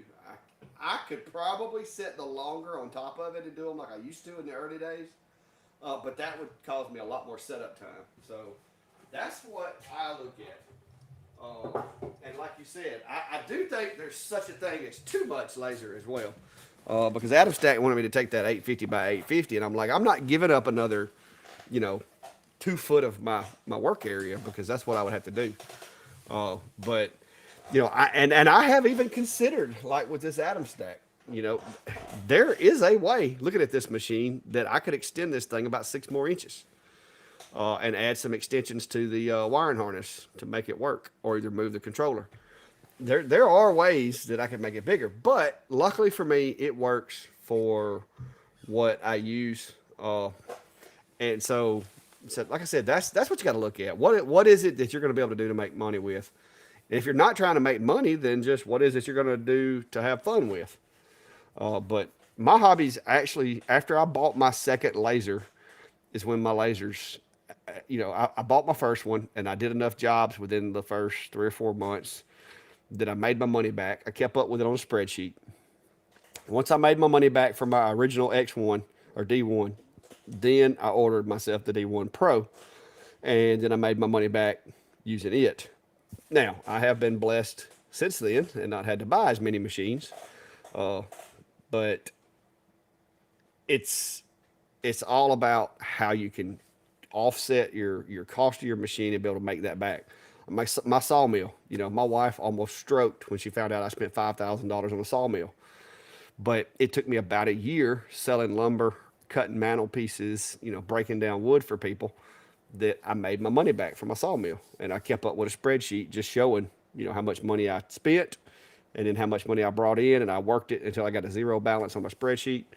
And that's when I bought the first laser and then the second laser. And so you got to consider that. I mean, you don't want to go all in and get the latest and greatest if you ain't got the work to keep it busy and get it to pay for itself. Unless you just got money to spend, and you just want a really nice laser, then by all means, make yourself happy. Yeah, I mean, for some people, this is a hobby, and they're just looking to have fun with it. And but there again, it's going to be up to your toy budget there, and maybe you want to spend some money on supplies rather than the machine. So Yeah, well, and that's where I'm at. My wife was just happy when it got to the point to where my saws and sandpaper and glue and stuff like that wasn't having to come out of the household budget, because I actually mm, had a little bit of money in my coffee can at the time that I could, grab some money and run down to the hardware store. And that's the reason that, she doesn't mess with me now, because I have my own bank accounts for the shack. I keep up with my books. I pay my own taxes, all that kind of stuff. So as long as I'm not taking money out of our normal household account, she really doesn't care. I manage my money out here to where I have extra to put in an air conditioner or buy a CNC or whatever. Now I still have to save, but it helps motivate me. That's like these stove covers.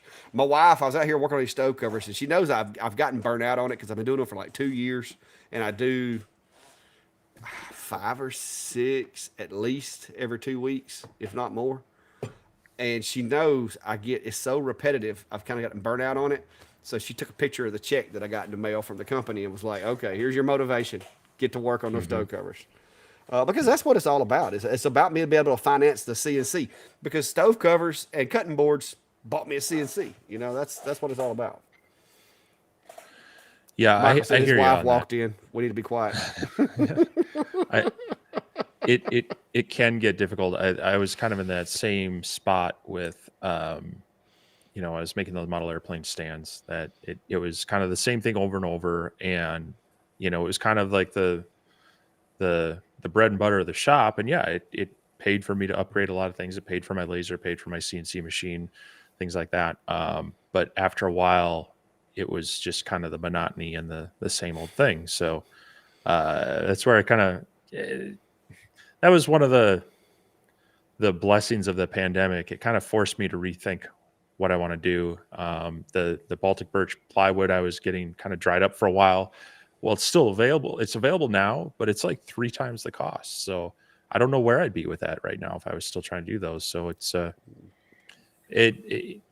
it's nice finding those things that people kind of, that it's your staple that brings money in, but it can also, it, it can create some boredom and a frustration. So you got to find that Yeah. motivation. And if that's a check, that's great.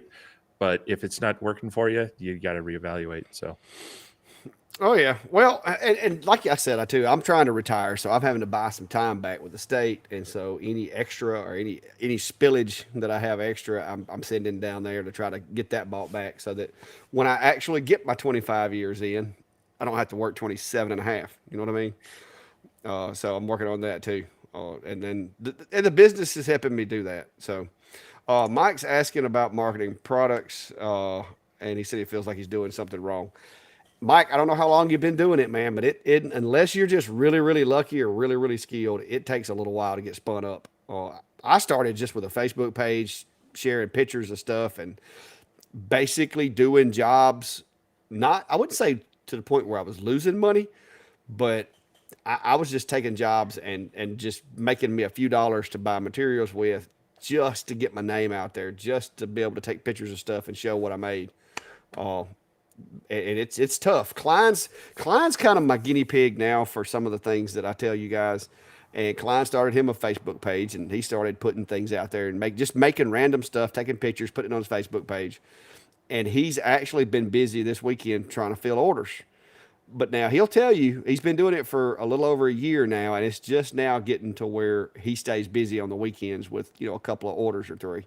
So it takes a while. What's your take on it, Steve? I mean, do you pay for marketing or what? Yeah, you either need to find something that's unique that people will be looking for that not a lot of people do, or yeah, you got to hustle and you got to get, sometimes it's that ninth, 10th person that finally, bites and then brings in other customers and helps. It is a struggle at first, and that can be tough. So having the right mentality of I'm going to invest my time, I'm going to invest a little bit of money, and I'm going to learn. This is all about marketing, not so much of making a profit in your first, sometimes months to a year of being in business. So, and also what works in one area does not work in another. So it's great to get ideas off of people, through live streams like this, videos, Facebook groups and such, and try them, but fail quickly. If they're not doing well, move on to something else. And what one clientele values a lot and will pay you for, others go, no, I'll give you $5 for it. And you're like, well, it cost me 30 to make. So just, like you say, there's a lot of free options to get out there. The Facebook groups, local groups, if you've got them, whether they're crafting or sales or business organizations, try to get involved with those. Try to find some events that you can go to or places you can just give your product to and say, hey, I do this. Maybe there's something we can do, whether it's a business itself that, it's like a bar or a boutique kind of thing, or something that they would sell your product. So you're going to have to be willing to sell yourself a little bit before you can be busy making the products. Oh yeah, and one more thing, when you go in and talk to people, I'll tell you this: people are going to buy from somebody they like, even if they don't really care for the product. Mm-hmm. But people can love the product, and if they don't like you, they're not going to buy from you. So that's one thing you got to remember too, is when you go in, you're going to get told no, you're going to get blowed off or whatever, but always try to go at it with a good attitude. Freebies are an easy way. Like if you have restaurants or, my biggest customer is a place that sells mobile homes, and I make every housewarming gift that they give every person they sell a mobile home to, and that's what keeps me in business. Then they go back 3 months after the people have moved in to check with them to make sure they have no complaints, and they give them a cutting board. And so that's where my money's going. And I've had two other companies that asked me to bring them on and start doing for them, and I couldn't do it. But I had a friend of mine that's a police officer up north of me, and I contacted him because I knew he had a CNC and a laser as well. And he watched the channel, and me and him talked about machines. And so I told him, I was like, hey, this place is trying to get me to do, stove covers for them. Won't you go make a couple and take up there and talk to him about it? And I sent him my schematics, how I did it, sent him Amazon links to even the same handles that I use. I sent him my designs. I think he came up with his own because they wanted something a little different. But he went in there, proposed it to him, and got the job. And now he's making stove covers and stuff just like I do. And there was another one that was in Georgia and another one that was in Florida that were also wanting me to make them for them. And I'm like, I can't ship a stove cover to Florida, and I can't make weekly trips to Florida. So, that's when I put it out on the Facebook page. Hey, anybody near this location, go to this dealership and talk to them because they're wanting work done. But realtors are another one. Photographers, of course. I do a lot of backdrops for photographers and stuff like that. Props for photographers. If they want something that looks antique, but they don't want to pay antique prices, they send me a picture of what they want, and I replicate it the best I can. And so photographers will keep you busy, especially around graduation. I make a lot of 32-inch names where it's a cursive name or a calligraphy name that's 32 inches long. And all I do is cut it out of Luan, spray it with some glitter gold, and they pay me like $25 for it. Well, and Chris brings up a good point here. He was talking about he makes most of the stuff for darts clubs, gets heaps of word of mouth orders for their items. If you are so like for me, model airplanes, it's kind of my hobby, and people are willing to spend on their hobbies. And so if you can find something along that vein, whether it's a custom coaster or a certain jig type thing, maybe for gamers it's a dice tower or a dice box, things like that. They'll pay for that. Um, they'll pay for that unique stuff because they're already paying for their hobby, and they're used to spending money on that. So if you're into something like that, try to tap that as well. And like Clack said, start out with some freebies saying, hey, I made us this thing for whatever whatever your hobby is that your club you might be part of, and you'd be surprised how many people, hey, can you make another one for me, and me and me and Yeah. me. So Well, I just donated 3 pieces to one of the largest fundraiser auctions in my county. And so when people were walking around looking at the different things that they could vote on, the pieces that I donated had a card set on there donated by the Clack Shack. And so when mhm. they walked by and looked at it, they might not have liked the one that was on the table because it might not have been what they wanted, but they're like, okay, that guy can make that. And so, like the following week, people are messaging me, "Hey, can you make me a cutting board like this? Can you do this? Can you do that? Can you do this?" Now, I'm to the point now to where I have overflow, so I send a lot of it to Klein. So Klein picks up a lot of those jobs. My buddy Tip, I had somebody wanting a butcher block black walnut cutting board this week. I don't have time to be throwing butcher block together for a one-off. If I was going to do 10 of them, okay, but I contact Tip and I set the job over to Tip, so he's going to be doing that one. But you just word of mouth will get you more customers than anything else. I don't pay for advertisement, never have. Well, unless you count all the schools that I donate to and have my name on the fence. Because I can't tell the kids no. I got the football team wanting me to, announce me in every quarter and at halftime. I got the baseball team. I didn't know it, but they put signs on the fence.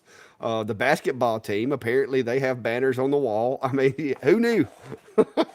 Mhm.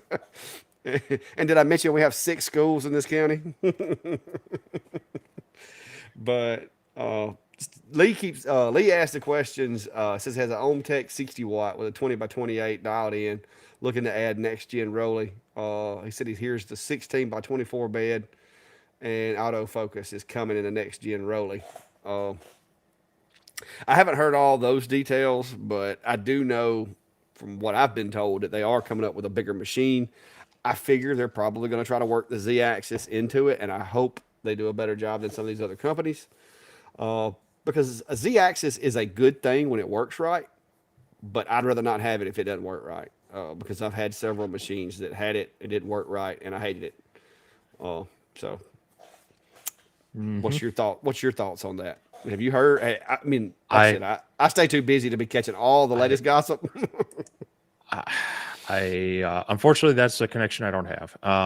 And so I try to pay attention to what everybody else is talking about and doing with them. But that's more information that I know. That size is getting there. Like I say, I always hate, like, if I need 24 inches of working area, I like having like a couple extra. 32. Just well, just I mean, if you're engraving and you're using that full 24, but that's your working area, your laser is going to struggle with it because it likes having that overscan area and such.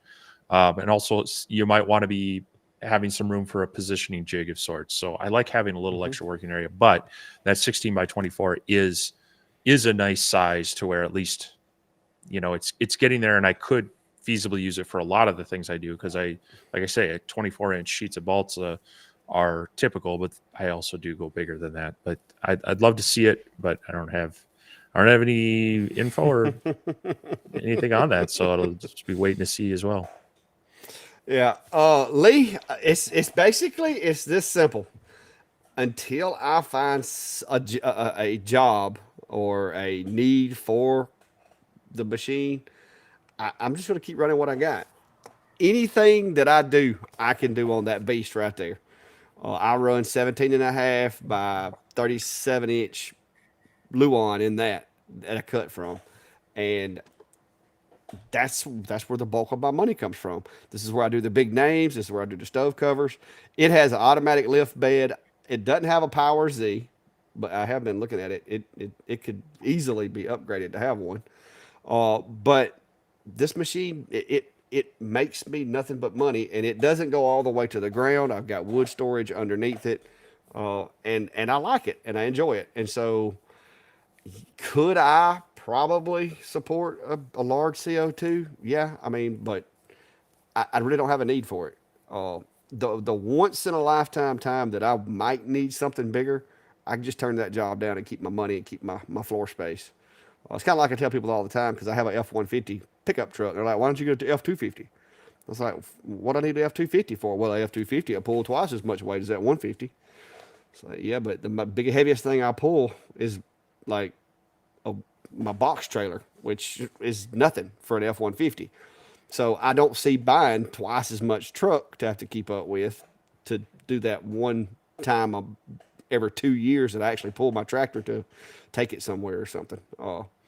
But it's just a matter. It's a personal preference.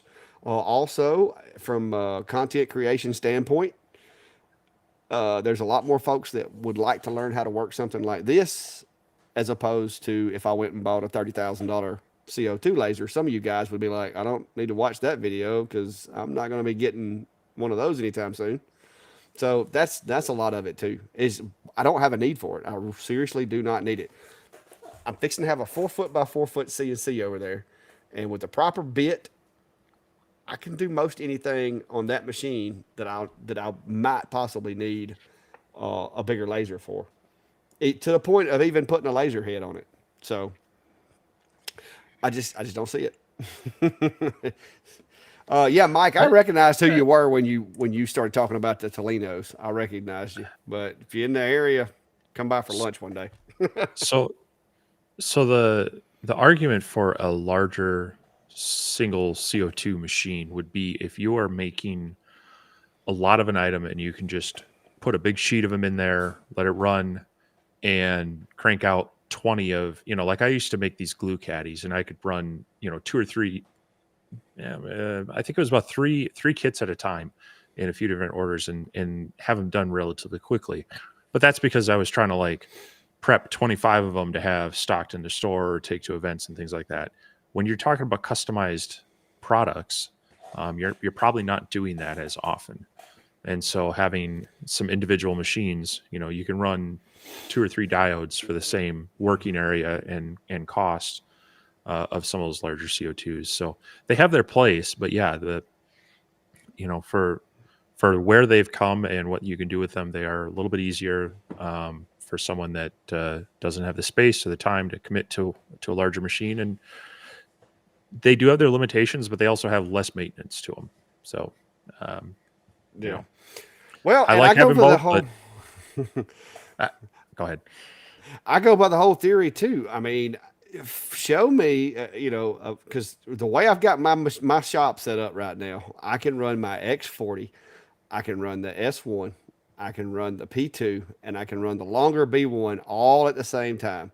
So like when May calls me and says, "Hey, I need 100 ink bandits or I need 100 ink dens," that's those times where y'all ask me about, how often do you run 4 machines? That's one of those times to where I will get me I'll go buy a truckload of like 20 sheets of Luon. I'll bring it back to the shop and I'll break it down. I'll have some 37-inch sheets for this machine. I'll have some 24s for the S1. I'll have some 24s for the P2, and then I'll have some 18 by 18s for the longer. And all I do is sit it here and put wood in, hit go, put wood in, hit go, put wood in, hit go, all the way around the room. And by the time I get those out, quality control them, package them, whatever I got to do, it's time to add more wood. So, but I only do those jobs maybe 4 times a year where I'm just slammed like that, where I'm, I got 100 units that I got to get out in a week. So, and like I said, it hasn't got to the point to where I feel like the benefit of having it would be worth the inconvenience of having to maintain it or having to give up space to house it for now. Mm-hmm. So, maybe one day, if I had a 2,000 square foot shop, hi, I might go get one, stick it in the corner somewhere. That way, if I don't use it, it's not in my way as much. But I'm working on a 20 by 24. Floor space is a premium here, especially Yeah. especially when you start talking about all the machines I've got sitting around already.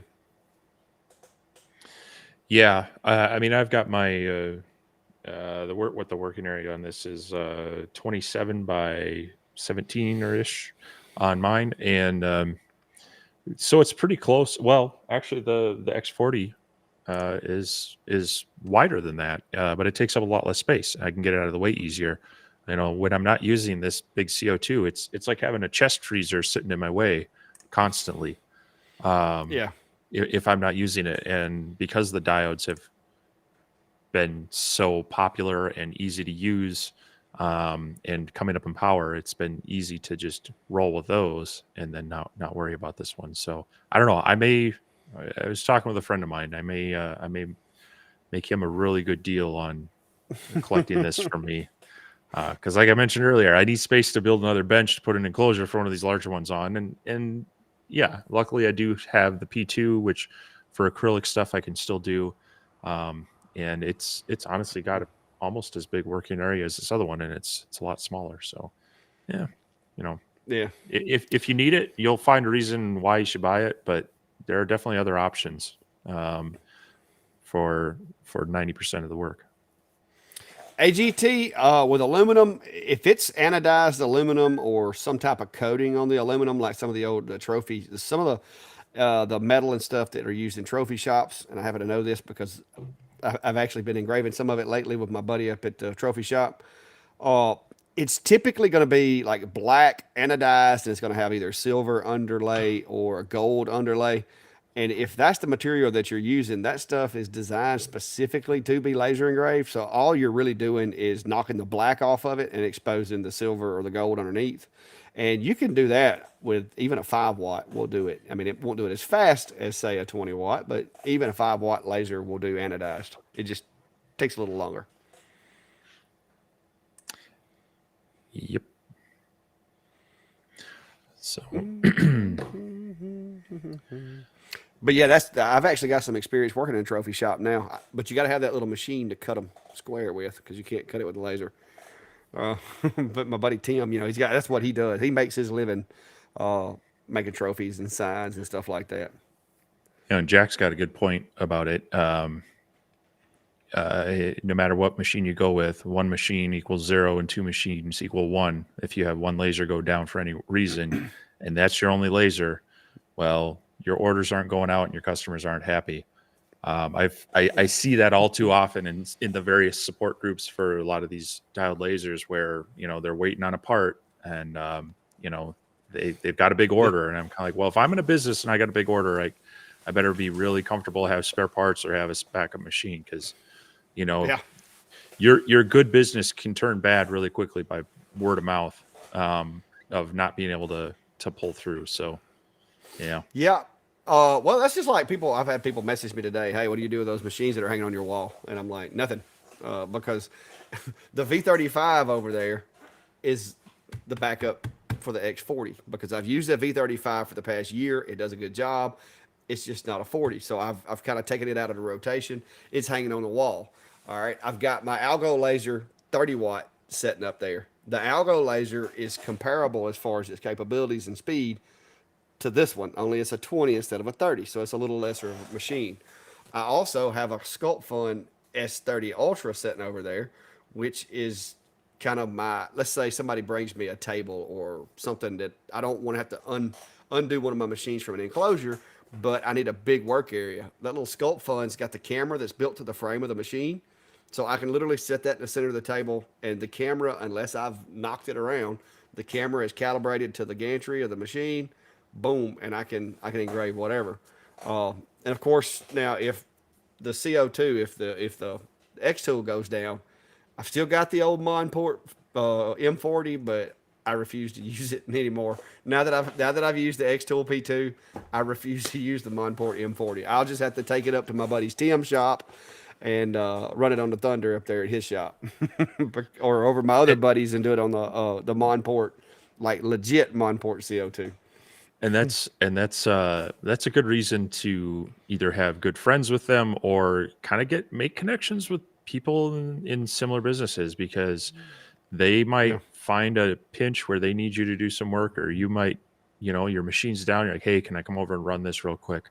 So, Yeah. whether it's friends or another business that you can kind of be friendly with to back up and support. It's good to make those connections, because you're going to Oh be yeah. in that spot at some point. So, Oh yeah, like I said, my buddy Tim, like the last two jobs I've done for him, he's like, "Hey, you hadn't sent me an invoice or anything." I was like, "No, because you got 4x8 sheets of acrylic propped up against the wall in there." So when I get to needing some acrylic, or if I need a tag for a trophy or something like that, I'll just come visit, and we'll work it out. hmm But and like I said, it's good to have those people. But he's contacted me before when his machine went down before he bought the new Thunder, and was like, "Hey, if this job, if I'm running up against a deadline, can you help me?" And of course, at the time, all I had was the Monport M40, and I tried it, and I'm like, "No, dude, I'm no help. You better order a machine." Because I couldn't do what he was doing with his machine. So, but now with the P2, I could do what he's doing with it. Uh, Maybe not as fast as he's doing it with a Thunder, but I can do it. hmm Dum, dum, dum, So, dum. Michael's saying, Steve, that's the first time I saw someone use a cooler for an enclosure. How does that work? That's, So, it's wait a minute, hang on. My mom right. always said life was like a box of chocolates. You never know. I don't know that I can move this too much. Let me see if I can turn my camera a little bit. But so this was an invention of necessity. It works poorly, but it kind of works. What this is actually some thin sheets of foam. It's actually called RC model foam, and I have boxes of this sitting around from when I used to run my business and kit airplanes. But I'm like, I keep it on hand because every so often I want to make something for myself. But I needed to be able to work with this, so I just took the panels and started just kind of tape. It's literally just taped together with some clear tape in a box, and then I have a blast gate in the back to attach my 4-inch hose, and it's pulling out most of it. And then I actually have a fan sitting over here. I don't know if you can see that over on this side, but there's a fan sitting on there to kind of make sure the air is blowing towards it. So. Because I'm trying to actually take video of what it's doing as well. I needed something to be able to kind of work with that laser while I'm still dragging my feet on building the bench and the enclosure for it to permanently sit in. So it doesn't work great, but it works better than none. If it was a little bit warmer up here, I'd open up the doors and just have a fan going. But while it was warm, and I did crack the window to get some air flowing through here, it's still a little chilly up here. So that's what that's all about. But that also means that I'll have some content out on the Atom Stack X40 Max here shortly. So That is not an enclosure. That is a laser amphitheater. That's what that is. That's so that it broadcasts the sound this way, so you can hear it better. yeah, well, it is doing a little bit of that too. So Uh, Chris, I will have to say I was a little surprised with the Thunderbolt as far as the speed and everything of that Thunderbolt. Because when Buddy Tim got it in, he had never run Lightburn. He had always worked out of Corel Draw. So there was a bit of a learning curve for him as well as his employees when the machine showed up, and it was Lightburn. So I had to go up and help him get it set up, and we did some testing. I showed him how to do material testing and all that kind of stuff, and basically just played with it a little bit off and on a few times when he's had problems with jobs on it. But it's a really nice machine. The whole no chiller, like air cooled setup, is pretty nice. I don't know how well that would fare in my shop environment because I got so much dust. But the way it's built, the cabinet is easy to get to everything. The cleaning the lenses is really easy because they literally like magnetically hold themselves in place, and so you can just pop them out and then pop them back in, so forth. It's got like a little thumb screw just as an added security.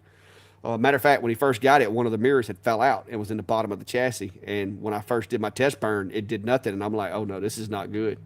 But then when I opened it up to go in and check the alignment to put a piece of tape over the mirror, I'm like, well, where's the mirror? And then I looked down and I'm like, well, there it is. So we put it back in. But since he's got the machine, it runs really good. It's really, it's got the resolution. I'm gonna be honest with you that will is competitive towards my com marker fiber. Like you can do anodized aluminum, and the resolution of the images is really nice.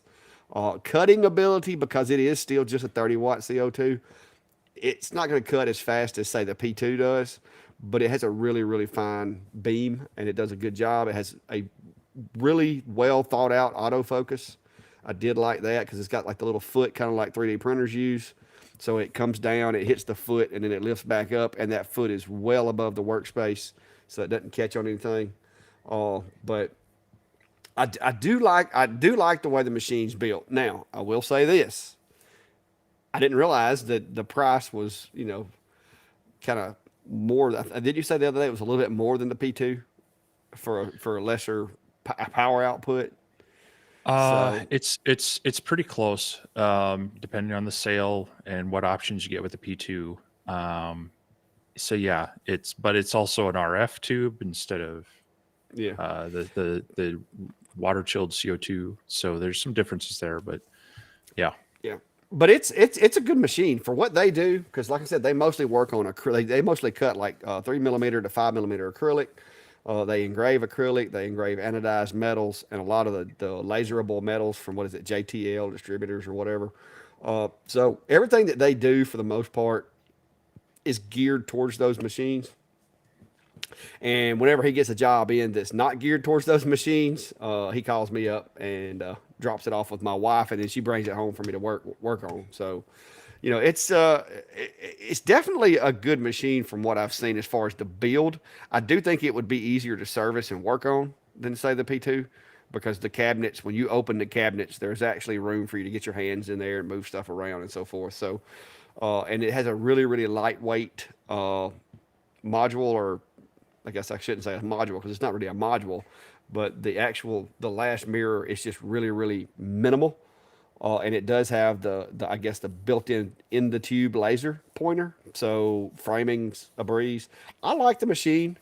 I just don't know if I just don't know if it would survive here in the shop. I don't know. It we'll see. I'm still haven't decided if the P2 is going to make it or not with all this dust. The M40 hung around for a while, so maybe it will.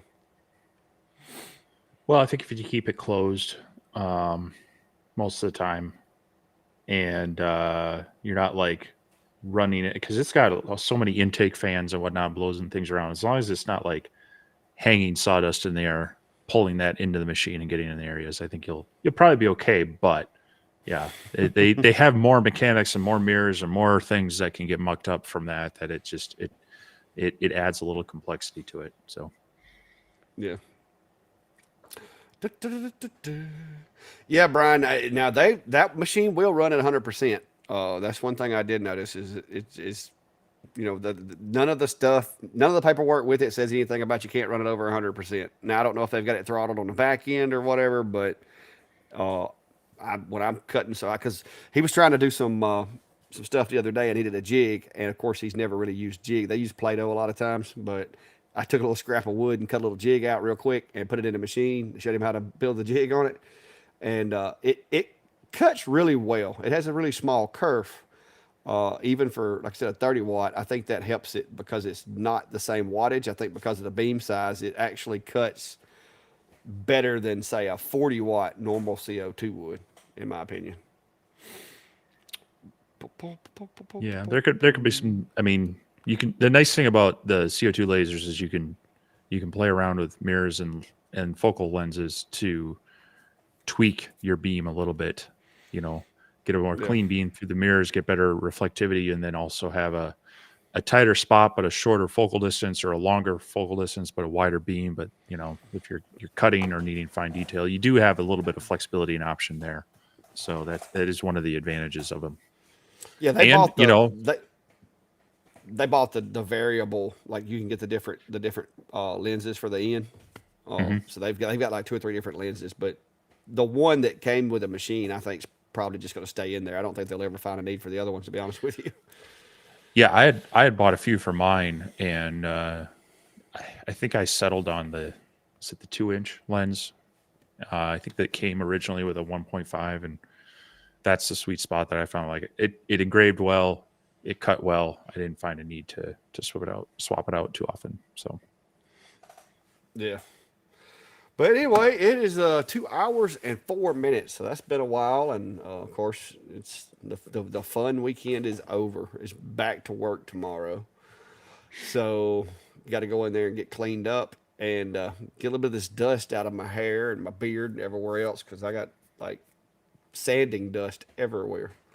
But somebody said they need to try it on the long mill. I'm not sure. I guess he's talking about the 3D printer music. Didn't you oh like yeah, do yeah. Didn't you like do Jingle Bells or something one day on yours? There was one. Yeah, I think it was when I got the Jamitsu. I had it. I think it was the Imperial Death March from Star Wars or something like that. So I'm sure it was something kind of geeky, but yeah, you can Yeah. get MIDI files and then have it converted into G code, and it'll play it on most machines with stepper motors. So Yeah, I will say the 6050 is a lot more like you can hear the steppers. It sounds more robotic than any of the other machines that I've had. And there again, if someone would hurry up and ship me my big machine, I could test it out and see what it does. But I haven't gotten it yet. I'm gonna die of waiting on it. And I'm hoping that just I don't know how my delivery people are gonna do with that thing because it comes in. I've heard it comes in 3 different boxes, so hopefully the boxes only be around 100 pounds a piece. So we should. well, you know how that's going to go is you're going to get 2 or 3 boxes one day and then have to wait. Oh, you better hush. It wouldn't. I wouldn't get lucky and like get the 2 side rails, Right? and Yeah. then the gantry. Yeah. I would Yeah. like get the gantry, and one side, and then Yep. Yeah. Not much you can do with it. Yep. Yeah. So it wouldn't be as bad if you could get the 2 sides. You could go ahead and start putting it together. Oh, but it's kind of like when I went and bought my sawmill. I drove over to Georgia, and you back up in there with your trailer, and they bring their forklift out, and this sawmill is in a box that you're like, there's no way there's a sawmill in that box. And they set it on the trailer, and of course the trailer's like, and you're like, okay, maybe there is. And then when you get home, it's like an erector set, and you're putting pieces together. And the next thing you know, wow, it's a 16-foot long sawmill. But it's probably going to be the same way. It's going to be it's the videos I've seen. It doesn't look too intimidating, but I'm a little OCD, and I've got to get a circuit put in. I've still got to put me a 30 amp circuit over there for my other stuff, and then I'm going to use the one that's already over there, which is a 15 or 20. I'm going to use it for the CNC, but I'm going to move everything else over to a 30. So I got to get that done this week, just in case. But anyway, guys, I've enjoyed it, and like I said, I'll let y'all know if it does show up. There will definitely be a live. It may be a Clack Vision live, but for the ones of you that don't know, if you don't have me on Facebook and you have a Facebook page, hang on, I forgot I plugged them up.